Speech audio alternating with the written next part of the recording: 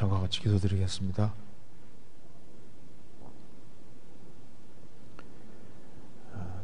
은혜와 사랑이 풍성하신 하나님 아버지 감사합니다.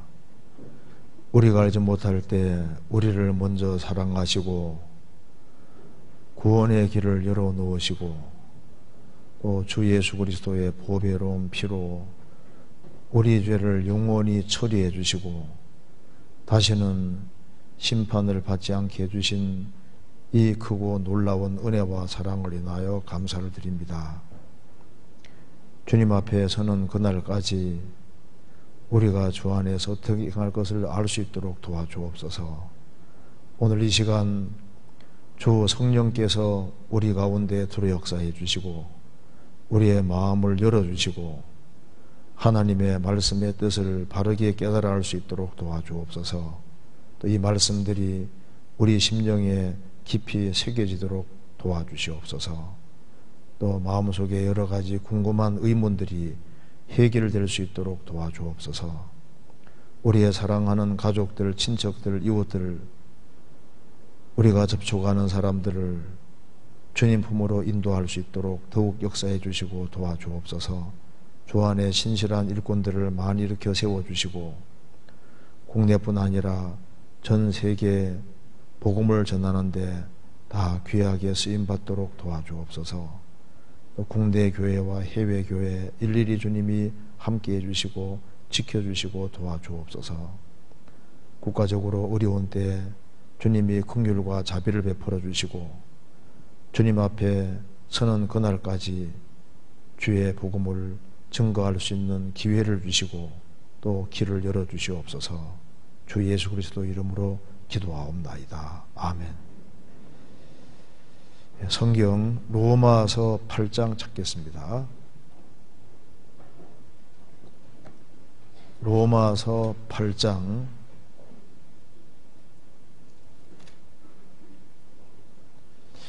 15절부터 17절까지. 성경 찾기 어려운 분은 앞에 보면 되겠습니다.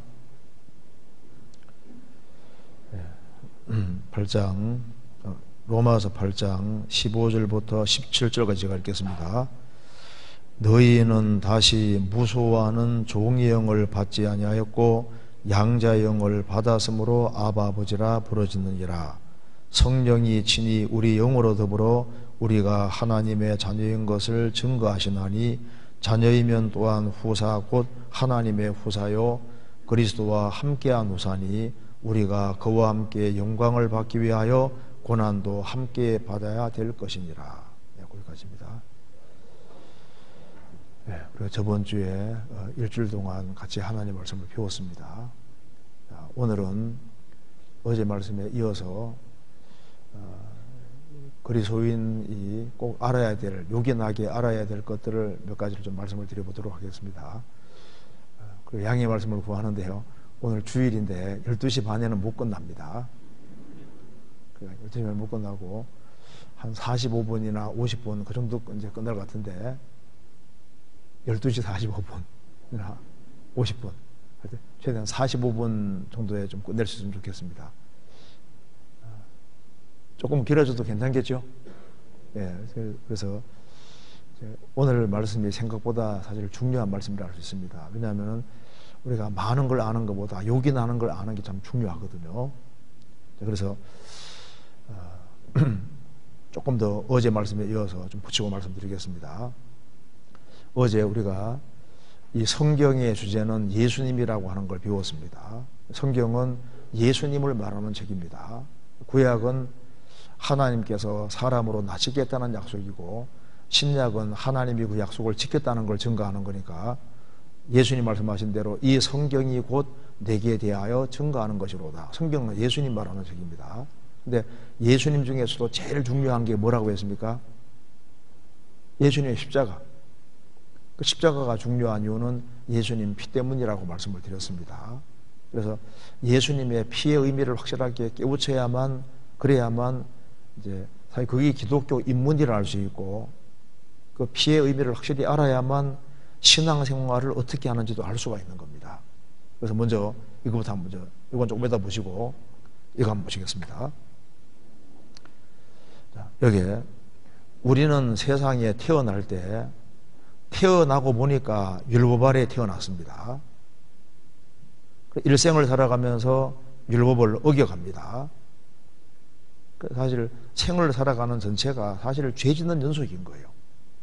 그래서 율법을 계속 어겨가기 때문에 이 법을 어긴 인간은 저주 아래 놓이게 된 겁니다.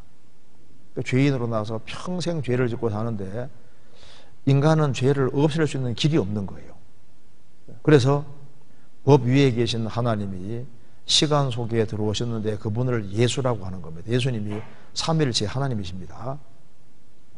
그래서 하나님이 잠깐 사람이 되셨고, 그래서 예수님이 십자가에서 보배로운 피를 흘리셨는데, 피를 흘리신 이유는 죄를 없애는 것은 피밖에 없기 때문에 예수님이 보배로운 피를 흘림으로 우리를 죄값을 영원히 지불하셨기 때문에 죄인인 우리를 무죄자, 죄 하나도 없는 사람으로 만들어주신 겁니다.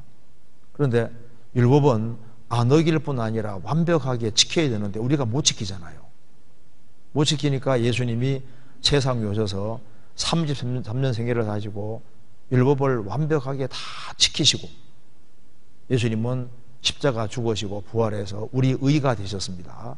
우리 대신 말씀을 다 지키셨기 때문에 예수님 믿는 사람은 죄 없는 사람으로 볼 뿐 아니라 성경 전체를 다 지킨 사람으로 간주해 주시는 겁니다. 그러니까 무죄자라는 말보다 훨씬 더 큰 말은 의롭다 그 말입니다. 의롭다 그 말은 잘 생각해 보시면 무죄, 너는 죄 없다 이 말이 큰 말이겠습니까? 너는 성경 다 지켰다 어느 게 더 큰 말입니까? 다 지켰다는 말이 더 큰 말이죠. 그러니까 안 어길 뿐 아니라 성경을 완벽하게 다 지킨 사람처럼 강조해 주는데 이걸 쉽게 표현하면 이런 겁니다. 군대에서 병장이 죄를 지어서 이제 강등돼서 감옥에 들어가 있습니다. 그러니까 병장이었다가 짝대기 4개였다가 갑자기 이등병이 돼버린 거예요. 짝대기 하나가 된 겁니다. 그런데 대통령 특사로 무죄 석방 하면은 죄가 없어진 거잖아요. 그것이 무죄자고 대통령 특사로 그냥 아예 별 4개를 달아주고 너는 장군이다 하고 끄집어내줬습니다. 그리고 완전히 국가적으로 공을 엄청 세운 사람처럼 해서 별 4개 달아주면 그게 의롭다 그 말입니다. 그러니까 무죄자다 그 말은 죄가 없다는 말이고 의롭다는 것은 성경 말씀을 완벽하게 다 지킨 사람으로 간주해 준다 그 말입니다. 예수님이 대신 지켜주셨으니까. 그리고 이제 죄인은 형벌을 받아야 되는데 내가 형벌 받으면 멸망이니까 예수님이 내 대신 형벌을 받음으로 십자가 죽으실 때 그 십자가 죽은 자리가 바로 내가 죽은 자리입니다. 그래서 한 사람이 모든 사람을 대신하여 죽었은즉 모든 사람이 죽은 것이라. 예수님이 죽은 자리가 바로 죄인인 내가 심판을 받았으니까 나에 대한 심판은 끝이 난 거예요. 그래서 예수님 피가 하는 일이 너무나도 중요한데 이 피가 하는 일에 대해서 한번 간단하게 보겠습니다. 먼저 죄가 사해지는 유일한 근거는 피입니다. 그래서 에베소서 1장 7절에 우리가 그리스도 안에서 그의 은혜의 풍성함을 따라 그의 피로 말미암아 구속 곧 죄 사함을 받았으니 죄가 사해진 것은 뭐로 사해졌냐? 우리 눈물이 상하는 것도 아니고 우리 행위가 상하는 것이 아니고 그의 피로 말미암아 구속 곧 죄 사함을 받았으니 구속이라는 건 값을 지불하고 샀다 그 말입니다. 그래, 죄가 사해진 유일한 근거는 피인 거예요. 그 다음에 우리가 하나님과 원수지간이었는데 어떻게 하나님과 평화를 이룰 수 있었을까요? 그 피입니다. 그래서 여기에 골로새서 1장 20절에 그의 십자가의 피로 화평을 이루사 만물 곧 땅에 있는 것들이나 하늘에 있는 것들을 그로 말미암아 자기와 화목해 되길 기뻐하심이라. 그의 십자가의 피로 화평을 이루사. 하나님은 무한히 거룩하신 분인데 우리는 비참한 죄인인데 어떻게 하나님과 사람이 평화가 될 수 있겠습니까? 예수님 피가 흘려짐으로 하나님과 나는 화평을 이루고 평화를 이루게 된 거예요. 그래서 또 한 가지 영원한 속죄가 이루어진 것도 피 때문입니다. 그래서 염소와 송아지의 피로 아니하고 오직 자기 피로 영원한 속죄를 이루사 단번에 성소에 들어가셨느니라. 영원한 속죄를 이루신 것이 피고 나의 과거, 현재, 미래 모든 죄를 처리한 것도 예수님 피입니다. 그죠? 그리고 여기에 우리가 하나님을 섬길 수 있는 유일한 근거도 피입니다. 이건 같이 읽겠습니다. 염소와 황소의 피와 및 암송아지의 죄로 부정한 자에게 뿌려 그 육체를 정결케 하여 거룩케 하거든 하물며 영원하신 성령으로 말미암아 흠없는 자기를 하나님께 드린 그리스도의 피가 어찌 너희 양심으로 죽은 행실에서 깨끗하게 하고 살아계신 하나님을 섬기게 못하겠느냐. 구약시대 때는 염소와 황소의 피 그리고 암송아지의 죄로, 여기 왜 암송아지 죄란 말이 나와 있냐면은 이 죄를 지을 때마다 짐승을 죽이는 게 안 쉽잖아요. 그래서 하나님께서 암송아지를 죽여서 태우라고 했습니다. 암송아지 죽여 태우면 죄가 남지 않습니까? 죄를 딱 거두어서 모아놓고 죄를 지을 때마다 짐승 죽이기가 안 쉬우니까 죄 지을 때마다 이제 암송아지 죄를 딱 이렇게 갖다 놓고 죄에다가 죄를 이제 물에 타서 그걸 가지고 뿌렸다가 말입니다. 뿌려서 그 이제 짐승을 죽이는 게 안 쉽기 때문에 이런 방법을 허락해 주신 거예요. 그래서 암송아지, 염소와 황소의 피와 및 암송아지의 죄로 부정한 자에게 뿌려 그 육체를 정결케 하여 거룩하게 하거든. 구약시대 때는 짐승의 피에 기대서도 하나님을 섬겼다고 말입니다.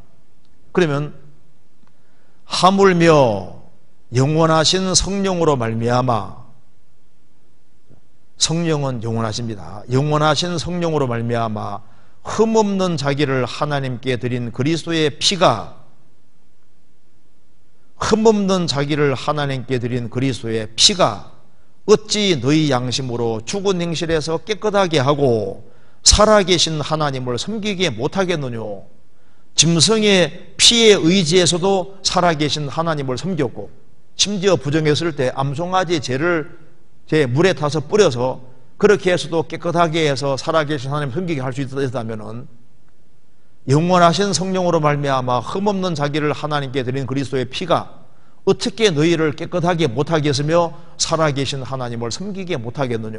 그래서 우리가 살아계신 하나님을 섬길 수 있는 근거가 뭐냐? 그게 피 때문에 섬길 수 있는 거다 그 말이에요. 예수님 피 때문에.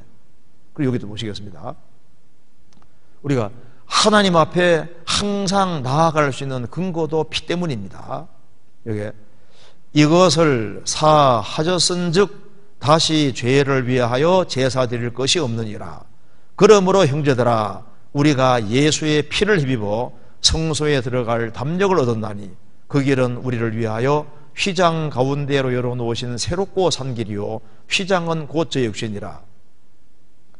예수님 피로 죄를 영원히 처리하셨기 때문에 다시는 죄를 위하여 제사 드릴 것이 없느니라. 짐승 또 죽일 필요 없다 그 말입니다. 그러므로 형제들아 우리가 예수의 피를 힘입어 성소에 들어갈 담력을 얻었나니, 성소에 하나님이 계신데 어떻게 그 무한히 걸어가신 하나님 앞에 나아갈 수 있냐 그 말입니다. 구약시대 때는 1년에 딱 한 번, 그것도 대제사장이 짐승의 피를 의지해서 지동소에 한 번 들어갔습니다. 딱 한 번밖에 못 들어갔거든요. 신약시대 때는 예수님 피를 힘입어 언제든지 들어갈 수 있다. 그러면서 그 길은 우리를 위하여 휘장 가운데로 열어놓으신 새롭고 산 길이요 휘장은 곧 저의 육체니라. 예수님이 십자가에 달리시고 다 이루었다 하시고 죽으실 때 성전에 휘장이 있는데 휘장 안쪽이 지성소고 바깥쪽이 성소입니다. 그 두꺼운 커튼이 놓여 있는데 커튼이 위에서 다리가 쫙 찢어졌어요. 예수님 안에는 하나님이 계시고 밖에는 죄인이 있었습니다. 예수님 몸이 쫙 찢겨지심으로 하나님과의 사이에 막힌 담이 흘렸기 때문에 성소 휘장이 쫙 찢어져서 성소와 지성소 구별이 없게 된 겁니다. 그래서 이제 성소와 지성소 구별이 없어졌기 때문에 성소라고 했습니다.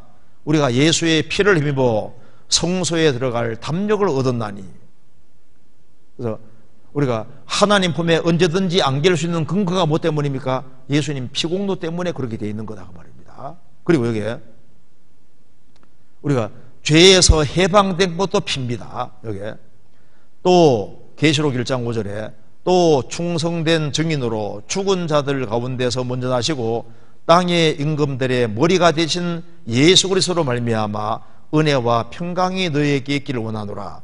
우리를 사랑하사 그의 피로 우리의 죄수를 해방하시고, 우리를 사랑하사 그의 피로 우리의 죄의 수리를 해방하시고, 우리를 사랑하시기 때문에 예수님 피로서 우리의 죄의 수리를 해방시켜 준 거예요.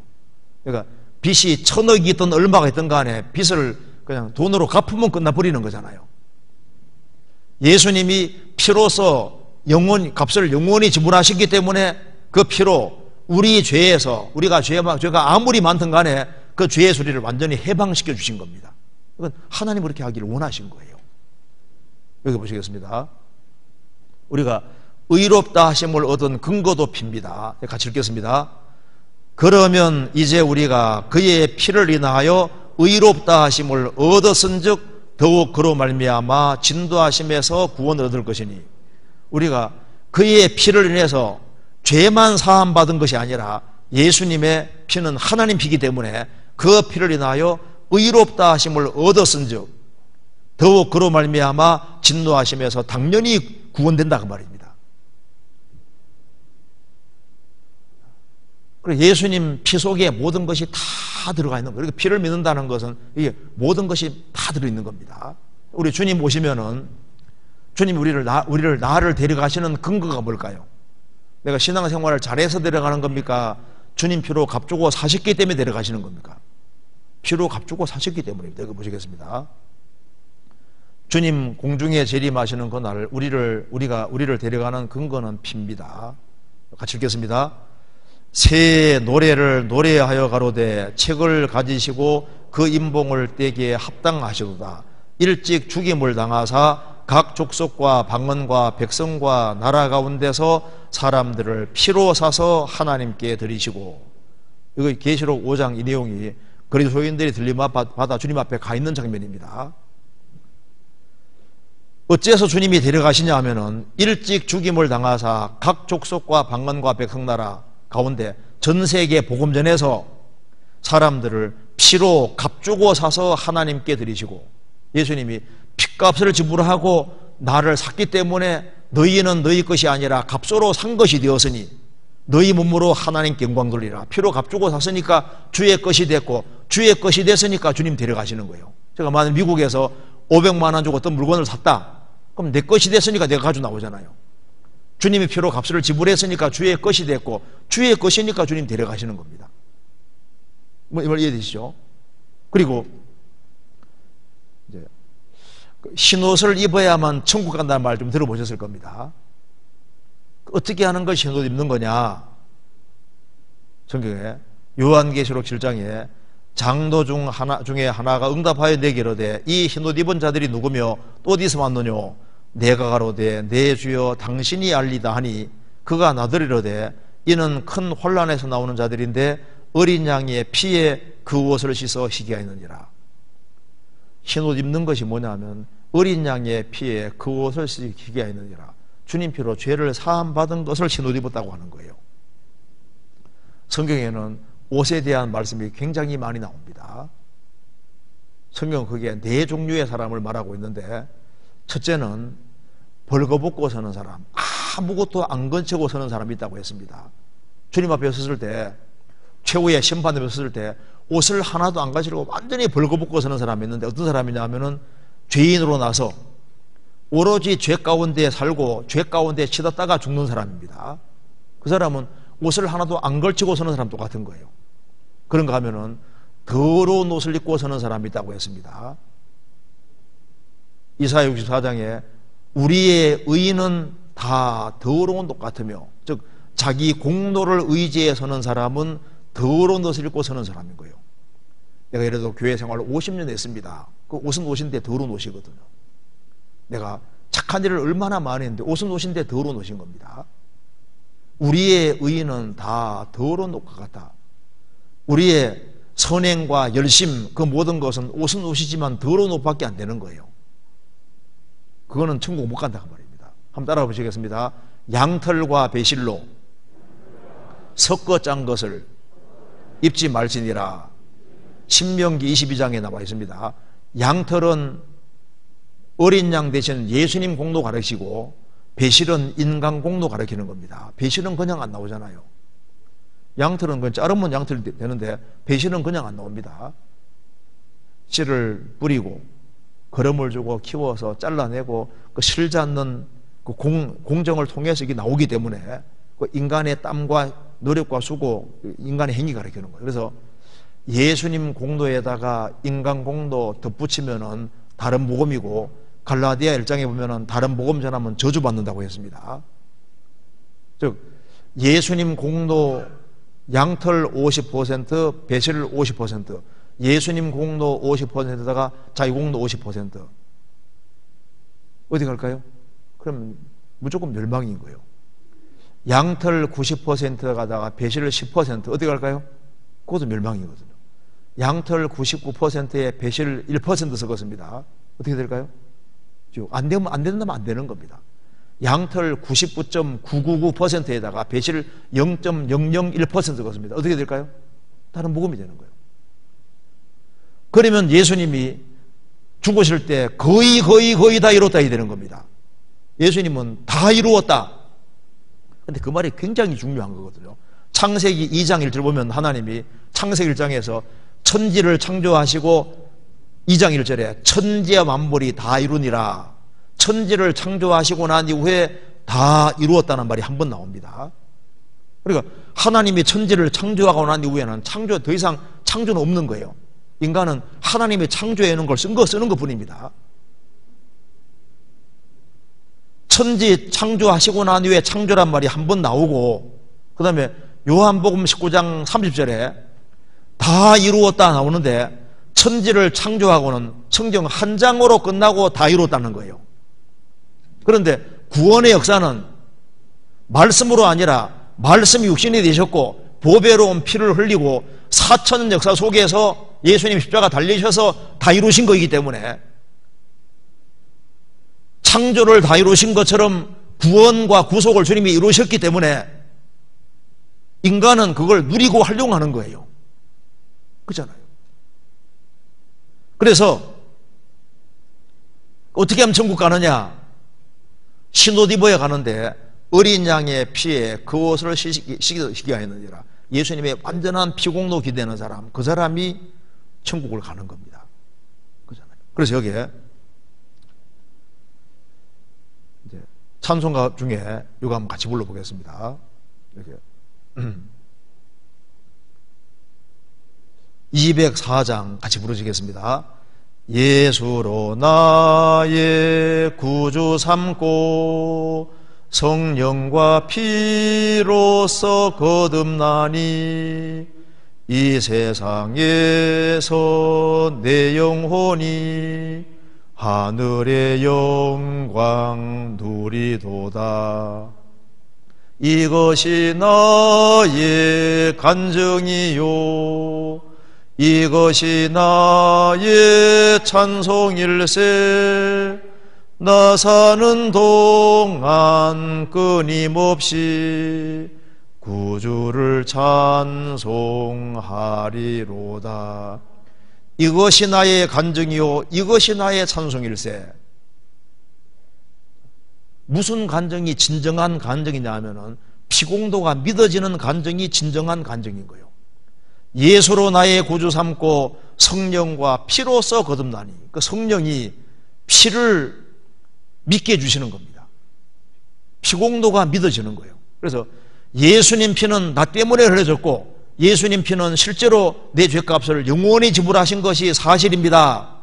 그 믿어지는 것이, 그 믿어지게 하신 분이 성령이신 거라고요. 그래서 이제 이거 한번 보시겠습니다. 여기 죄 사함을 얻어라. 그리하면 성령을 선물로 받으리니. 그러니까 죄 사함을 받은 사람에게 성령이 선물로 들어오시는데 죄를 사한 것이 피잖아요. 그래서 여기 보면은 어제 잠깐 배웠습니다. 우리가 그리스도 안에서 그의 은혜의 풍성함을 따라 그의 피로 말미암아 구속 곧 죄 사함을 받았으니 그 안에서 너희도 진리의 말씀 곧 너희의 구원의 복음을 듣고 그 안에서 또한 믿어 약속의 성령으로 인도심 받았으니. 그래 구원의 복음을 듣고 믿을 때 약속의 성령 인도심 받는데 그 구원의 복음이 도대체 뭐냐 그 말입니다. 주님 피가 내 죄값을 확실히 지불했다는 이게 확실하게 될 때 그거 믿어지게 하신 분이 성령이다 그 말입니다. 그래서 그 성령이 양자 영이기 때문에 여기 보시겠습니다. 구원받기 전에는 하나님은 심판자고 죄인인데 주님의 피공로를 딱 믿을 때 심판자는 아버지 되고 나는 아버지 아들로 되는 거예요. 그래서 여기에 이제 이 말이 이해될 겁니다. 제가 읽어보겠습니다. 너희는 다시 무서워하는 종의 영을 받지 아니하였고 양자 영을 받았으므로 아바 아버지라 부르셨느니라. 무서워하는 종의 영을 받지 아니하였고, 교회 생활하면서도 행위에 기대해서 천국 가려고 하는 모든 사람은 무섭습니다. 왜? 아무리 해도 끝이 없거든요. 그러니까 행위에 기대해 천국 가려고 하는 사람은 영혼 깊숙한 속에 항상 두려운 게 있는 거예요. 왜? 잘할 때는 천당 갈 것 같거든요. 혹시 주를 빼먹으면 꼭 지옥 갈 것 같아. 행위에 기대는 사람은 항상 마음이 달랑박사입니다. 너희는 다시 무서워하는 종의 영을 받지 아니하였고 양자의 영을 받았으므로 아바 아버지라 부르느니라. 그 성령이 바로 양자의 영인데 아들이 아닌 사람이 아들 되는 것이 양자입니다. 성령이 친히 우리 영으로 더불어 우리가 하나님의 자녀인 것을 증거하시나니 자녀이면 또한 후사, 상속자 곧 하나님의 후사, 하나님의 상속자요 그리스도와 함께한 후사, 상속자니 우리가 그와 함께 영광을 받기 위하여 고난도 함께 받아야 될 것이니라. 그리스도와 함께한 상속자, 이게 굉장히 놀라운 겁니다. 하나님 아들 된 사람은 하나님 아들이니까 천국은 자동으로 가고 그리스도의 상속자니까 그리스도가 누리는 건 다 같이 누리는 거예요. 공동 상속자입니다. 조인트 에어거든요. 공동 상속자라고. 그러니까 그리스도가 누리는 걸 같이 누릴 수 있게 만들어 놨으니까 얼마나 굉장한 겁니까? 그래서 여기 보면은 양자영을 받았다. 그 성령이 바로 양자영인데 양자라는 것이 이런 뜻입니다. 여기 보시면은 여기 노예 주인이 있는데 노예 주인이 노예를 끌고 가고 있습니다. 그래서 돈 많고 권세 많은 사람이 보니까 아니 노예가 너무 불쌍해요. 그래서 노예 값이 얼마요? 하고 노예 값을 쳐주고 이 노예를 해방시킵니다. 노예 문서를 쫙쫙 지어버리고 너는 오늘부터 자유민이다. 얼마나 좋겠습니까? 그런데 자유민으로 삼은 정도가 아니라 이 돈 많고 권세 많은 사람은 이 사람을 더 불쌍히 생각해서 자기 아들로 딱 삼았어요. 즉 노예가 즉 아들이 아닌 사람이 아들 됐을 때 양자라고 하는 겁니다. 그와 마찬가지로 예수님이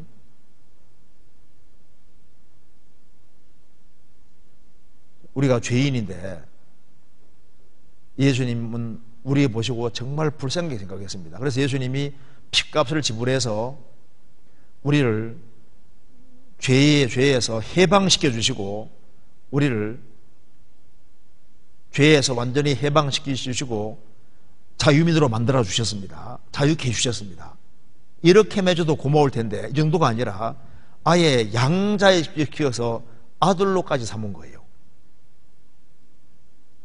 예수님 피는 우리를 지옥 형벌에서 건져주셨고 그 피를 믿어지게 하신 성령께서는 양자영이기 때문에 그냥 죄인을 갑자기 그냥 아들로 삼았다 그 말입니다.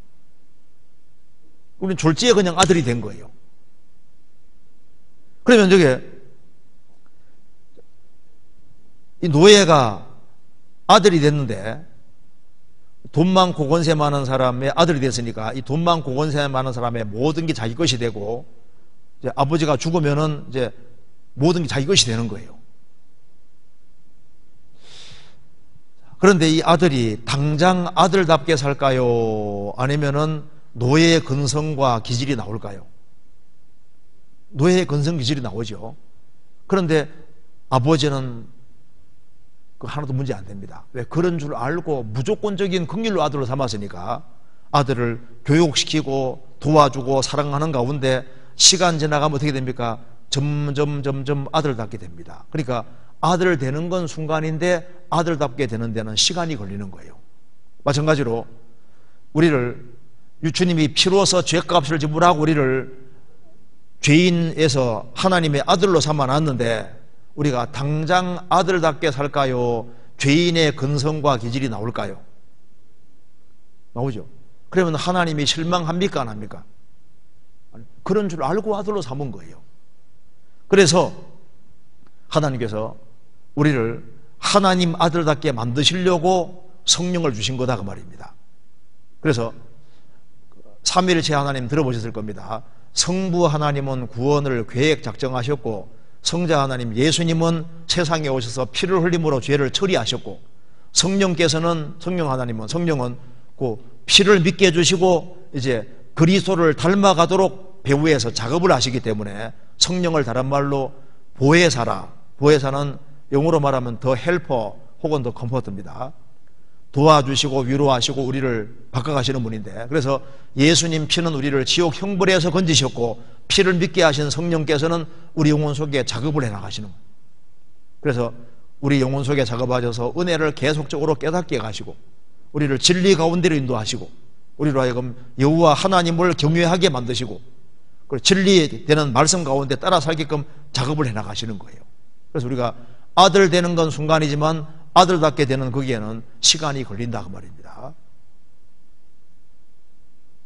여기까지는 이해되죠? 그럼 넘어가 봅시다.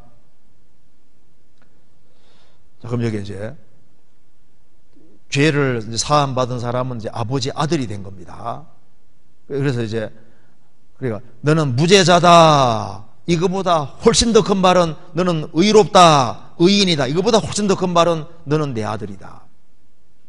하나님 아들이니까 천국은 자동으로 가고 하나님 모든 것이 내 것이 됐으니까 얼마나 좋은 거예요.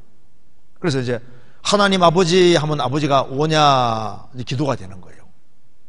하나님은 하나님 아들 된 사람의 기도를 들으십니다. 그래서 이제 놀이터에서 이제 초등학생 애들이 이제 놀이터 놀고 있는데 둘이 놀고 있는데 아버지가 싹 지나가거든요. 그래 그 아들이 딱 보니까 아버지 지나가니까 쫓아가서 말했습니다. 아빠 돈, 아버지 금방 알아듣잖아요. 그래서 과자사모로 돈 줍니다. 남의 집 아들이 보니까 돈 주거든요. 쫓아갔습니다. 아버지 저 돈 주세요. 아버지 뭐라 그럽니까? 미쳤구나. 그러니까 아버지 아들과 아들이 아닌 사람은 다른 거예요. 하나님은 하나님 아들 된 사람의 기도를 들어주십니다.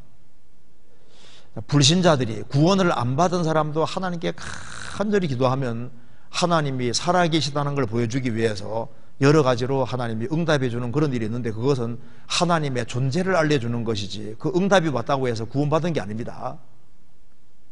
하나님 살아계신 것이 확실하면은 그래 확실하니까 하나님과 바른 관계 맺어야 되니까 죄 문제를 해결하고 구원받는 데까지 나가야 되는 거예요.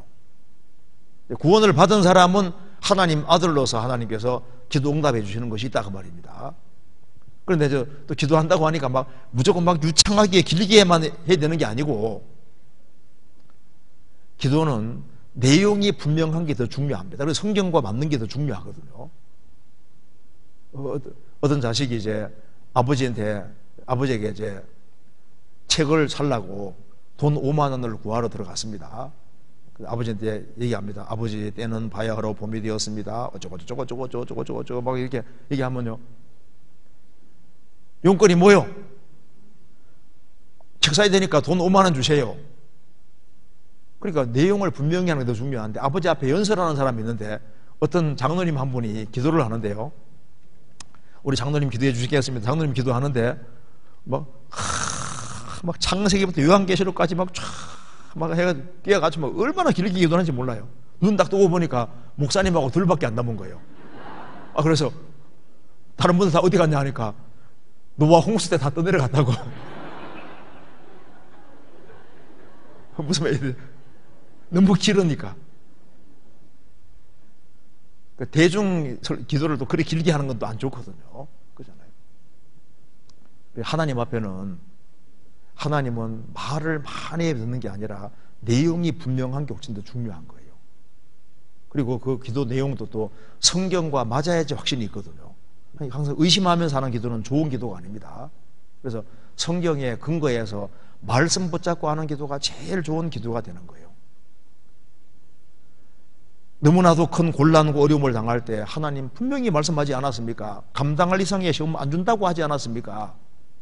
내가 너무 힘드니까 감당할 이상의 시험이 없다고 했고 피하게 준다고 하셨으니까 이걸 이길 힘을 주시든지 피할 길을 주셔야죠. 이렇게 하면 이게 말씀과 맞다니까요. 신앙생활하는 가운데서 하나님 말씀 붙잡고 매달리는 게 이게 최고 좋은 기도가 되는 거예요. 어쨌든 간에 하나님 아들 된 사람은 기도할 수 있습니다. 그래서 누가 나를 너무너무 막 괴롭히고 하면요, 그전에는 막 팔 걷어붙이고 한바탕 했을지 몰라도 이제 구원받고 나면은 어떻게 하면 됩니까? 하나님, 저 사람 나를 참 괴롭게 하는데 하나님 좀 해결해 주세요. 하나님 좀 간섭해 주세요. 하나님이 그 기도를 다 들으십니다. 구원받은 사람이 마음으로 생각하는 것도 다 아시거든요. 중심을 주님은 다 아시는 거예요. 우리가 선한 마음을 갖는 것도 다 아시고, 그리고 모든 형편과 상황을 아시기 때문에 그대로 얘기하면 주님이 그거 다 들으시는 거예요. 그리고 이것도 봅시다. 그리고 이제 아들 중에는 그게 순종을 잘 하는 아들이 있고 말 안 듣는 아들이 있다고 했는데 둘 다 아들이지 않습니까? 근데 아버지는 순종하는 아들을 기뻐하십니다. 그래서 순종하는 아들에게는 상과 영광 주신다고 하셨고, 말을 잘 안 들으면 매를 때리는 것인데 징계입니다. 하나님 아들 되고 난 이후에 첫 번째 배워야 될 것이 순종이에요. 하나님께 쓰임받은 사람의 특징 중에 하나가 아주 근본적인 것이 순종을 잘하는 겁니다. 어린아이가 태어나면 뭐부터 배워야 됩니까? 영어 수학부터 배워야 됩니까? 순종하는 것부터 배워야 됩니까? 부말에 순종하는 것부터 배워야 되는 거예요. 군대에 들어가면 명령 복종하는 것부터 배워야 되는 것처럼 하나님 자녀가 되면 제일 먼저 배워야 될 것이 하나님이 말씀하시면 이게 제일 편안하고 제일 좋은 길인 거예요. 제가 문제 하나 내보겠습니다. 아버지가 심부름을 시킨다. 첫째, 말로 할 때 한다. 두 번째, 조금 얻어맞고 한다. 세 번째, 끝까지 버텨서 쫓겨난다. 몇 번째입니까? 말로 할 때 한다. 그 제일 좋은 길인 거예요. 이런 얘기 들어보셨어요? 어떤 아버지가 이제 집에 오는 길에 짜투리 돌이 남아서 이제 집에 오다 보니까 상점 앞에 동전 집어넣고 이제 장난감 뽑는 기기가 있는 거예요. 그래서 짜투리 돈이기 때문에 딱 집어넣고 뺐는데 신기하게도 아주 굉장히 좋은 장난감 하나 뽑은 겁니다. 그런데 애가 4명이 있거든요. 4명이 있는데 이거 하나밖에 이제 한 사람만 줄 수밖에 없으니까 아버지가 이제 말합니다. 애들이 보니까 막 장난감이 너무 좋은 거예요. 서로 가지려고 하는 겁니다. 아버지가 말합니다. 자, 이 조건에 맞는 사람에게 이걸 주겠다. 우리 집에서 어머니가 말씀하면 제일 딴소리 하지 않고 무조건 네 하고 말 제일 잘 듣는 사람이 누구냐? 부터 해가지고 이제 여러 조건을 딱딱 제시하니까 매일 말을 제일 잘 듣는 사람을 이제 얘기를 하는 겁니다. 그러니까 애들이 이렇게 서로 보더니만 아빠 해. 아빠 가죠. 우리 집에서 엄마 말 제일 잘 듣는 사람은 아빠니까 아빠 가죠. 애들이 엄마 말을 잘 들어야 되는데 아빠가 제일 많이 말 잘 듣고 있는 거예요.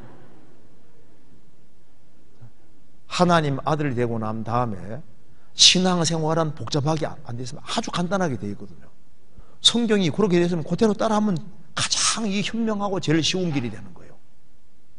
그리고 여기 보시겠습니다. 그리고 여기에 이 아버지 아들이 같이 친밀하게 사귀는 게 신앙생활인데, 아버지하고 아들하고 이제 잘 사귀다가 아들이 혹 잘못한 걸 고집하면은 이게 사귐이 깨져 버리잖아요. 그래서 자백한다는 말이, 자백이란 말이 히브리 말, 헬라 말로 동무입니다. 동일하게 말하다 그 뜻입니다. 그래서 아버지가 아들에게 너 잘못한 거 맞지? 하고 지적을 하면은 나 잘못한 게 없어요. 아버지 괜히 그러시네. 이러면 어떻게 됩니까? 그러면 이게 사귐이 안 되는 거예요.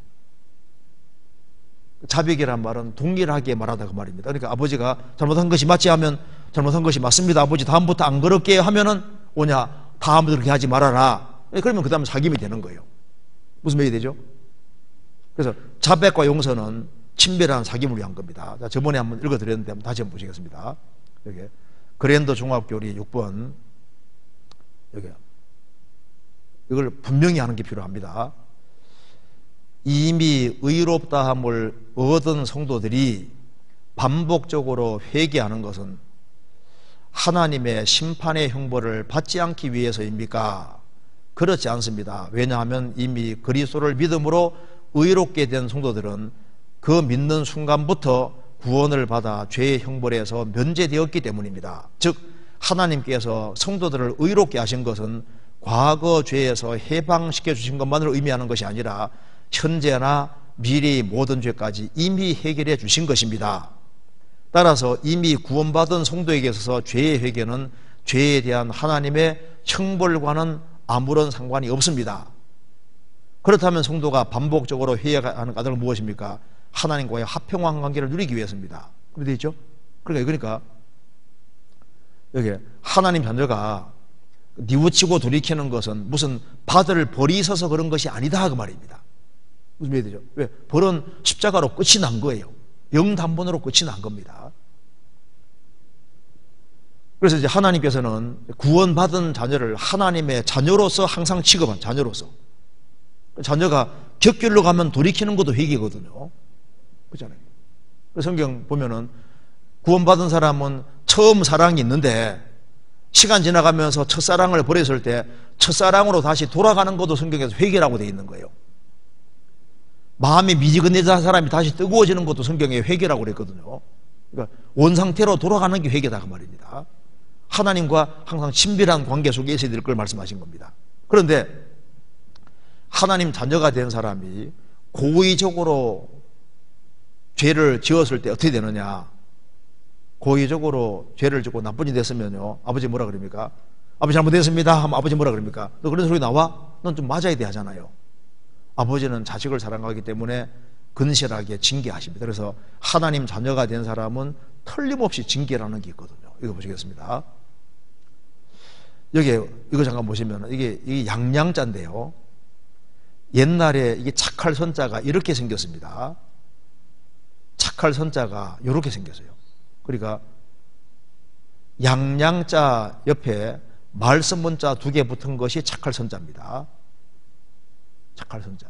그러니까 뭐가 착한 거냐 하면 목자가 말을 하면은 귀담아 잘 듣는 게 착한 거다 그 말입니다. 무슨 말이 되죠? 그러니까 이 착할 선자, 착하다. 착할 선자, 착하다는 것이 고문에서는 이렇게 돼 있는 거예요. 양이 말을 잘 듣는 게 착한 거다 그 말입니다. 그런데 말을 잘 안 들으면 이게 좀 매를 좀 맞아야 되잖아요. 그래서 여기서 말했습니다. 히브리 12장 7절 8절에 너희가 참으면 징계를 받기 위함이라 하나님이 아들과 같이 너희를 대우하시나니 어찌하비가 징계하지 않는 아들이 있으리요 징계는 다 받는 것이거늘 너희에게 없으면 사생자요 참아들이 아니니라.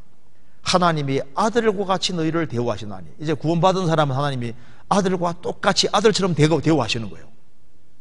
그런데 어찌 아버지가 징계하지 않는 아들이 있으리요. 남의 집 아들은 버려두지만은 자기 아들은 꼭 징계하잖아요.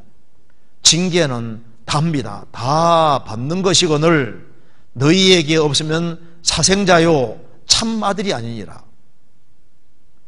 참 아들은 징계라는 게 있다고 말해요. 그래서 하나님 자녀가 된 사람은 곁길로 못 갑니다. 곁길로 가면요 하나님 간섭이 있거든요. 그래서 부모가 계신다는 것이 얼마나 복입니까?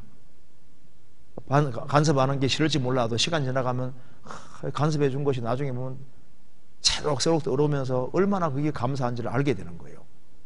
왜? 사랑하시기 때문에 징계한다는 걸 알게 되는 겁니다. 이 성경을 읽어보시면은 하나님 자녀가 된 사람이 격결로 가면요 주님이 딱 계산해서 정확히 징계가 있는데 당장 징계 안 한다고 좋아하면 안 됩니다. 하나님이 모닥모닥 모아서 어느 날 딱 지거든요. 나중에 보면 아차 이거 한 대 맞았구나 깨닫게 된다니까요.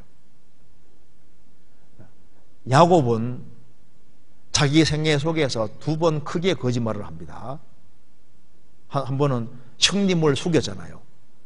장자 명분을 팥죽 한 그릇과 팔아먹게 만들었는데 에서 형이 말했습니다. 우리 야곱 동생이 나를 속였습니다. 사기쳤다 그 말입니다.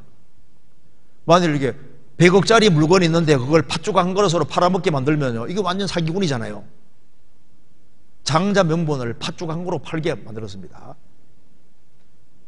형을 한 번 크게 속였고 또 한 번은 아버지를 크게 속였거든요. 2번 크게 속였습니다. 자기 생애 속에서 2번 크게 당한다는 거 아시죠? 이제 신혼 첫날 밤에 원래 라헬하고 결혼하기로 돼 있는데 장인이 언니 레아를 싹 집어넣어버린 거예요. 캄캄하니까 말 수 있어야죠. 아침에 일어나보니까 언니인 거예요. 장인에게 말합니다. 장인 왜 나를 속였습니까? 우리 동네에서는 동생부터 시집 보내는 예가 없다. 너 7년 봉사했는데 내게 7년 더 봉사해라. 내가 7일 후에 딸을 동생을 주겠고 7년 더 봉사해라. 그래서 졸지의 아내가 둘이 돼버리고 그리고 처가살이에 총 20년 했습니다. 장인에게 아주 폭소갔거든요. 그 다음에 이제 12아들을 낳았는데 10명의 아들들이 11번째 요셉을 에집트에 팔아먹고 요셉이 채색 옷을 입고 있는 채색 옷에다가 짐승비를 딱 묻혀가지고 가져왔습니다. 아버지 이거 요셉 옷이 아니에요? 우리 아들이 정령 찢겼구나. 자기 아들들에게 폭소갔어요. 왜 그랬을까요? 자기가 아버지 속였거든요. 자기가 2번 속였기 때문에 자기의 생애 속에서 2번 크게 된통당했습니다. 그런 게 징계라고 하는 겁니다. 그래서 하나님 자녀가 된 사람이 혹시 무슨 사기친다든가 나쁜 짓 한다든가 주님이 딱 모아서 적절한 때에 정확히 징계가 있습니다. 그 징계가 무서운 줄 알아야 되거든요. 그래서 하나님 자녀가 된 사람은 멸망은 없는 대신에 징계라는 게 있고 너무 격길로 가면은 너는 지구상에 살아서는 안 되겠다 싶으니까 주님 빨리 죽여서도 데려가는 일이 있다고 되어 있잖아요. 고린도 전서 11장 보면은 이러므로 너희 중에 약한 자가 많고 병든 자가 많고 잠자는 자도 적지 않다. 고린도 교회는 원래 고린도란 말 뜻이 코린시안 풍기불란한 그런 뜻이거든요. 죄 많은 도시에서 사람들이 구원을 받았는데 바르게 안 살아가니까 하나님께서 약하게도 하고 병들기도 하고 심지어 징계로 죽인 사람도 있다고 했습니다. 그런데 불신자와 구별하기 위해서 구원받은 사람이 죽었을 때는 꼭 잔다고 표현하고 있거든요. 죽었다고 표현하지 않고. 주님 죽여서도 데려가시는 거예요. 그래서 하나님 자녀가 된 사람은 징계라는 게 있다는 걸 알 수 있다고 말입니다. 넘어가 보겠습니다. 자, 그러면은 여기에 정리를 해봅시다. 그럼 어째서 하나님 자녀가 된 사람이 불순종을 할 가능성이 있느냐? 이유가 있습니다. 우리가 구원을 받았다는 것은 죄를 사함 받았다, 의롭다함을 얻었다, 하나님의 자녀가 됐다, 우리 영혼이 구원됐다 그런 뜻입니다. 한번 따라해 보시겠습니다. 믿음의 결국 곧 영혼의 구원을 받음이라. 구원받았다는 것은 우리 영혼이 멸망하지 않게 됐다 그 말입니다. 그래서 죄를 사함받을 때 성령이 우리 영 속에 들어오셔서 피공도를 믿어지게 해주십니다. 그래서 이제 구원을 받은 사람은 여기에 거듭났을지라도 사람에게는 소마라는 부분이 있고 사르커스라는 부분이 있는데 소마가 헬라 말입니다. 영어로는 바디 몸이고 사르커스는 sinful nature, 죄된 본성 가리키는 겁니다. 그래서 구원을 받아서도 이 죄된 본성이 사라진 것이 아니에요. 이건 언제 없어지느냐? 예수님이 재림하시면은 우리의 영혼도 몸도 주님이 값주고 사셨기 때문에 우리 몸까지 죄의 지을 솟는 몸으로 변화시킬 때 죄의 기질이 없어지면서 주님처럼 영광스럽게 완전히 바꿔지는 거예요. 그런데 구원 받을 때부터 주님 다시 오시는 그날까지 이 죄의 기질은 안 없습니다. 타락된 기질은 그대로 남아 있어요. 우리 속을 한번 들여다봅시다. 속 들여다보면 열받게 하면 열이 날까 안 날까요? 열이 나잖아요. 저는 구원 받으면 천사가 되는 줄 알았습니다. 소변 빠져나가듯이 그냥 타락된 기질은 싹 없어지고 천사가 돼서 죄는 다시는 하나도 안 짓게 되는 그런 존재가 되는 줄 알았거든요. 그런데 시간 지나가니까 아니더라고요. 나 죄액이 있다고 저 올라오는 거예요. 이상하다. 나 죄 다 사함받았는데 왜 올라오지? 보니까 죄값은 지불됐는데 죄의 기질은 그대로 남아있는 겁니다. 이거 보시겠습니다. 그래서 제가 성경 보면서 이거 이해가 되더라니까요. 베드로전서 3장 21절 같이 읽겠습니다. 육체의 더러운 것을 제하여 버림이 아니요 오직 선한 양심이 하나님을 향하여 찾아가는 것이니라. 육체의 더러운 것을 제하여 버림이 아니요, 타락된 기질이 없어진 게 아니다 그 말입니다. 오직 선한 양심이 하나님을 향해 찾아가는 것이니라. 구원받은 사람은 자동으로 하나님을 향하게 되는데 육체의 더러운 것은 남아있는 거예요. 그래서 이 말이 맞습니다. 같이 읽겠습니다. 육으로 난 것은 육이요 성령으로 난 것은 영이니. 그러니까 거듭나는 것은, 성령으로 거듭나는 것은 영이 거듭났지 육이 거듭난 건 아니고 육은 항상 육으로 그대로 있는 거예요. 그래서 구원받으면 이렇게 됩니다. 육체의 소욕과 성령의 소욕이 있는데 갈라디아 5장 16, 17절입니다. 제가 읽겠습니다. 내가 이르노니 너희는 성령을 쫓아 행하라. 그리하면 육체의 욕심을 이루지 아니하리라. 올라오지 아니하리라가 아닙니다. 샬라 풀필이라고 그러지 않습니까? 이루지 아니하리라. 구원을 받아도 육체의 욕심은 계속 올라오는 거예요. 이걸 이루지 않다 말은 통제할 수 있다 그 말입니다. 어떤 사람은요, 구원받으면 막 천사가 되고 이 타락된 기질이 하나도 안 올라오는데 아닙니다. 돈이 너무 공공할 때 길 가는데 황금이 뚝 떨어져 있는, 한 덩어리가 떨어져 있는 거예요. 이게 웬 떡인가 싶어서 갖고 싶은 마음이 탁 올라오죠? 안 올라와요? 이건 자기도 모르게 탁 올라올 수 있는 거예요. 그럼 속에서 안 돼 하잖아요. 안 되기는 왜 안 돼 하고 가져가면 죄로 구성되잖아요. 올라오는데 이러면 안 되지 하면 죄 지은 게 아니잖아요. 성경이 말씀하기를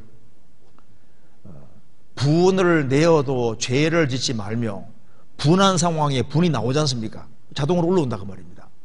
그걸 죄로 구성시키지 말고 해가 지도록 분을 품지 말아서 마귀로 틈을 타지 못하게 하라. 분한 상황에 분이 올라온다 그 말입니다. 이 타락된 기질이 올라오거든요. 여기 보면은 너희는 성령을 주행하라. 그리하면 육체의 욕심이 올라오지 아니하리라 아니라 이루지 아니하리라. 올라온다 그 말입니다. 올라오지만 통제할 수 있는 거예요.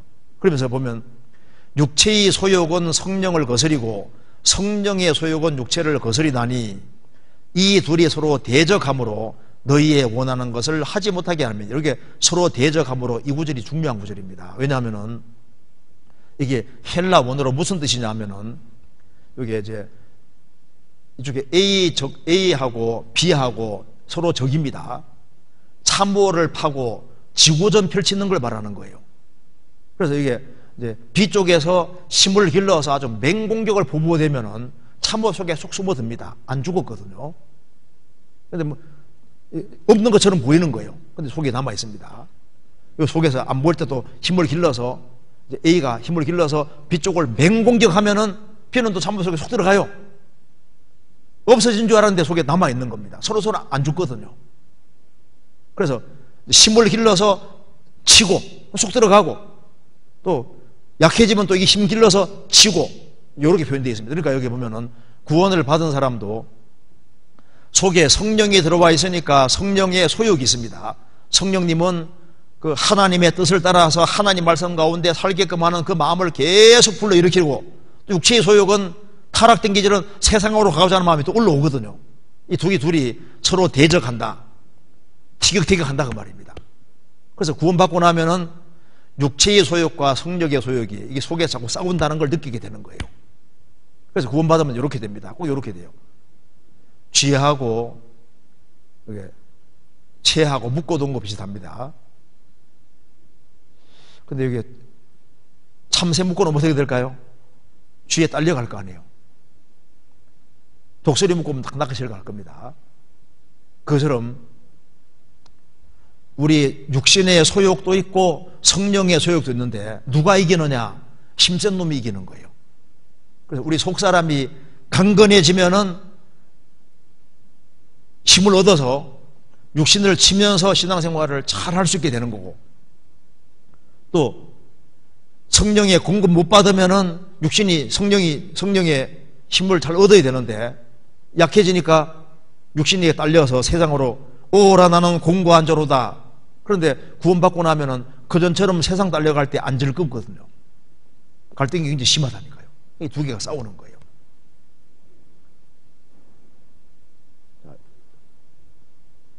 이거 봅시다. 그래서 이제 구원을 받은 사람 신부는 영생을 얻었고 의인 됐고 하나님의 아들이 됐는데 우리 상태는 여전히 죄의 기질이 남아있잖아요.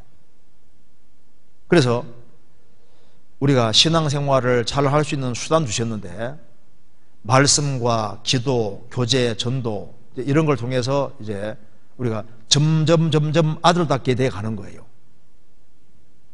자, 그래서 여기에 그리스도인의 삶에 세 가지 적이 있습니다. 육신이 있고 죄된 본성이 있고 세속적인 세상이 있고 마귀가 있는데 이게 적인 거예요. 구원을 받아도 타락된 기질도 남아있고 죄 많은 세상이 막 나를 부르고 또 마귀가 우리 영혼은 못 뺏어가도 신앙생활은 망치게 하려고 하거든요.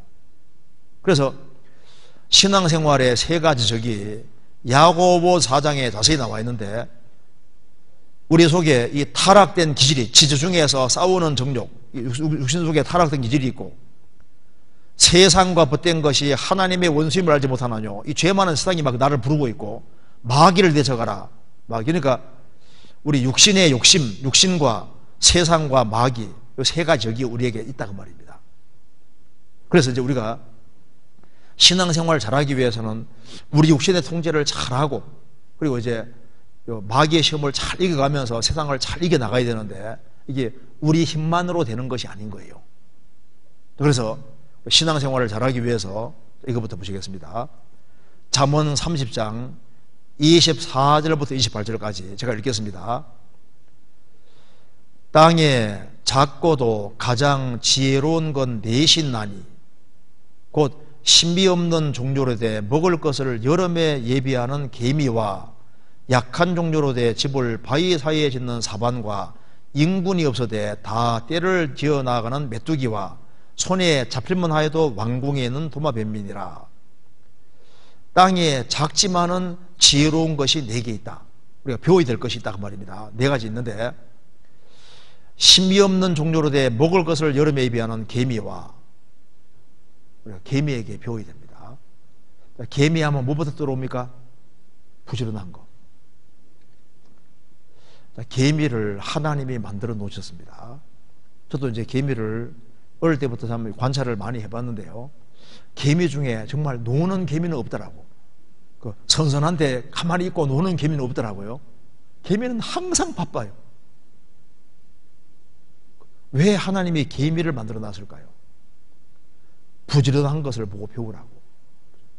그래서 하나님이 원하시는 것이 뭐냐면 그리스도인들은 세상에서 정말 부지런하게 살아야 됩니다. 부지런하게 살면은 죄에서 멀어질 수 있거든요. 그리고 개미는 먹을 것을 어떻게 한다고요? 여름에 예비하는 개미와 겨울에 올 것을 대비해서 여름에 열심히 모으잖아요. 그리스도인들은 하늘 나라에 하늘의 보물을 쌓는 사람입니다. 우리는 위에다가 쌓는 사람이거든요. 주님 앞에 갔을 때 저 위에다가 얼만큼 쌓느냐 이게 중요한 겁니다. 한번 따라 합시다. 이 세상도 그 정욕도 지나가되 하나님의 뜻을 행하는 이는 영원히 거하느니라.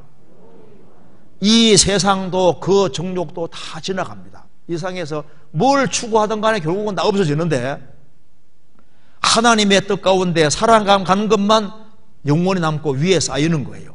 우리는 보물을 하늘에 쌓는 사람이고 이제 추운 겨울이 오는 것처럼 환란의 겨울이 오고 인생에게 죽음이라는 종막도 온다 그 말입니다. 그러면 죽음이라는 게 오면 다 두고 가는데 땅에다가 쌓으면 남지 않거든요. 최대한 위에다가 많이 쌓아야 되는 거예요. 개미처럼 부지런히 남이야 뭐라 하든 말든 간에 꾸준히 쌓아야 되는 겁니다. 욥기 1장 보면 이런 말이 나옵니다. 나귀는 풀을 뜯고 소는 밭에서 일을 하고 있다고 했습니다. 낙이야 한가하게 풀 뜯든 말든 손은 부지런히 밭을 갈고 밭에서 일하고 있는 거예요. 세상 사람들이야 놀든 말든 관계없이 우리는 하나님 앞에서 신앙생활하는 사람이기 때문에 부지런히 일터에서 자기 일을 성실히 하면서 위에다가 부지런히 쌓는 사람이 되는 겁니다. 위에다가. 우리는 개미처럼 부지런히 일하면서 위에다가 쌓는 사람이 되어야 되는 겁니다. 그리고 또 봅시다. 그리고 약한 종조로 돼 집을 바위 사이에 짓는 사반과, 바위 사이에 짓는 사반이랬는데, 이 사반 처음 들어본 분도 있을 겁니다. 사반은 토끼보다 조금 작은 짐승입니다. 토끼는 아니고요. 토끼보다 조금 작은 짐승인데, 요거는 자기가 약한 줄 알기 때문에 이 바위 사이를 잘 안 떠나요. 항상 바위 줄에 뺑글뺑글 돌고 위험하면 무조건 바위 속으로 들어가거든요. 약한 종류로 돼, 이 쥐가 아닙니다. 사반입니다. 약한 종류로 돼 집을 바위 사이에 짓는 사반과, 이걸 보고 배워야 된다고 말입니다. 인생은 사반처럼 약한 종류입니다. 그래서 사반은 큰 사반 의지하지 않습니다. 이제 구원받고 나면은요, 사람 너무 의지하지 마세요. 너희는 인생을 의지하지 마라. 그의 호흡은 코에 있나니 수에 칠 가치가 어디 있느냐. 인생 기대지 마라 그 말입니다. 방백들을 의지하지 말며 도울 힘이 없는 인생도 의지하지 말지니 그 호흡이 끊어지면 당일에 그 돈모가 소멸하리로다.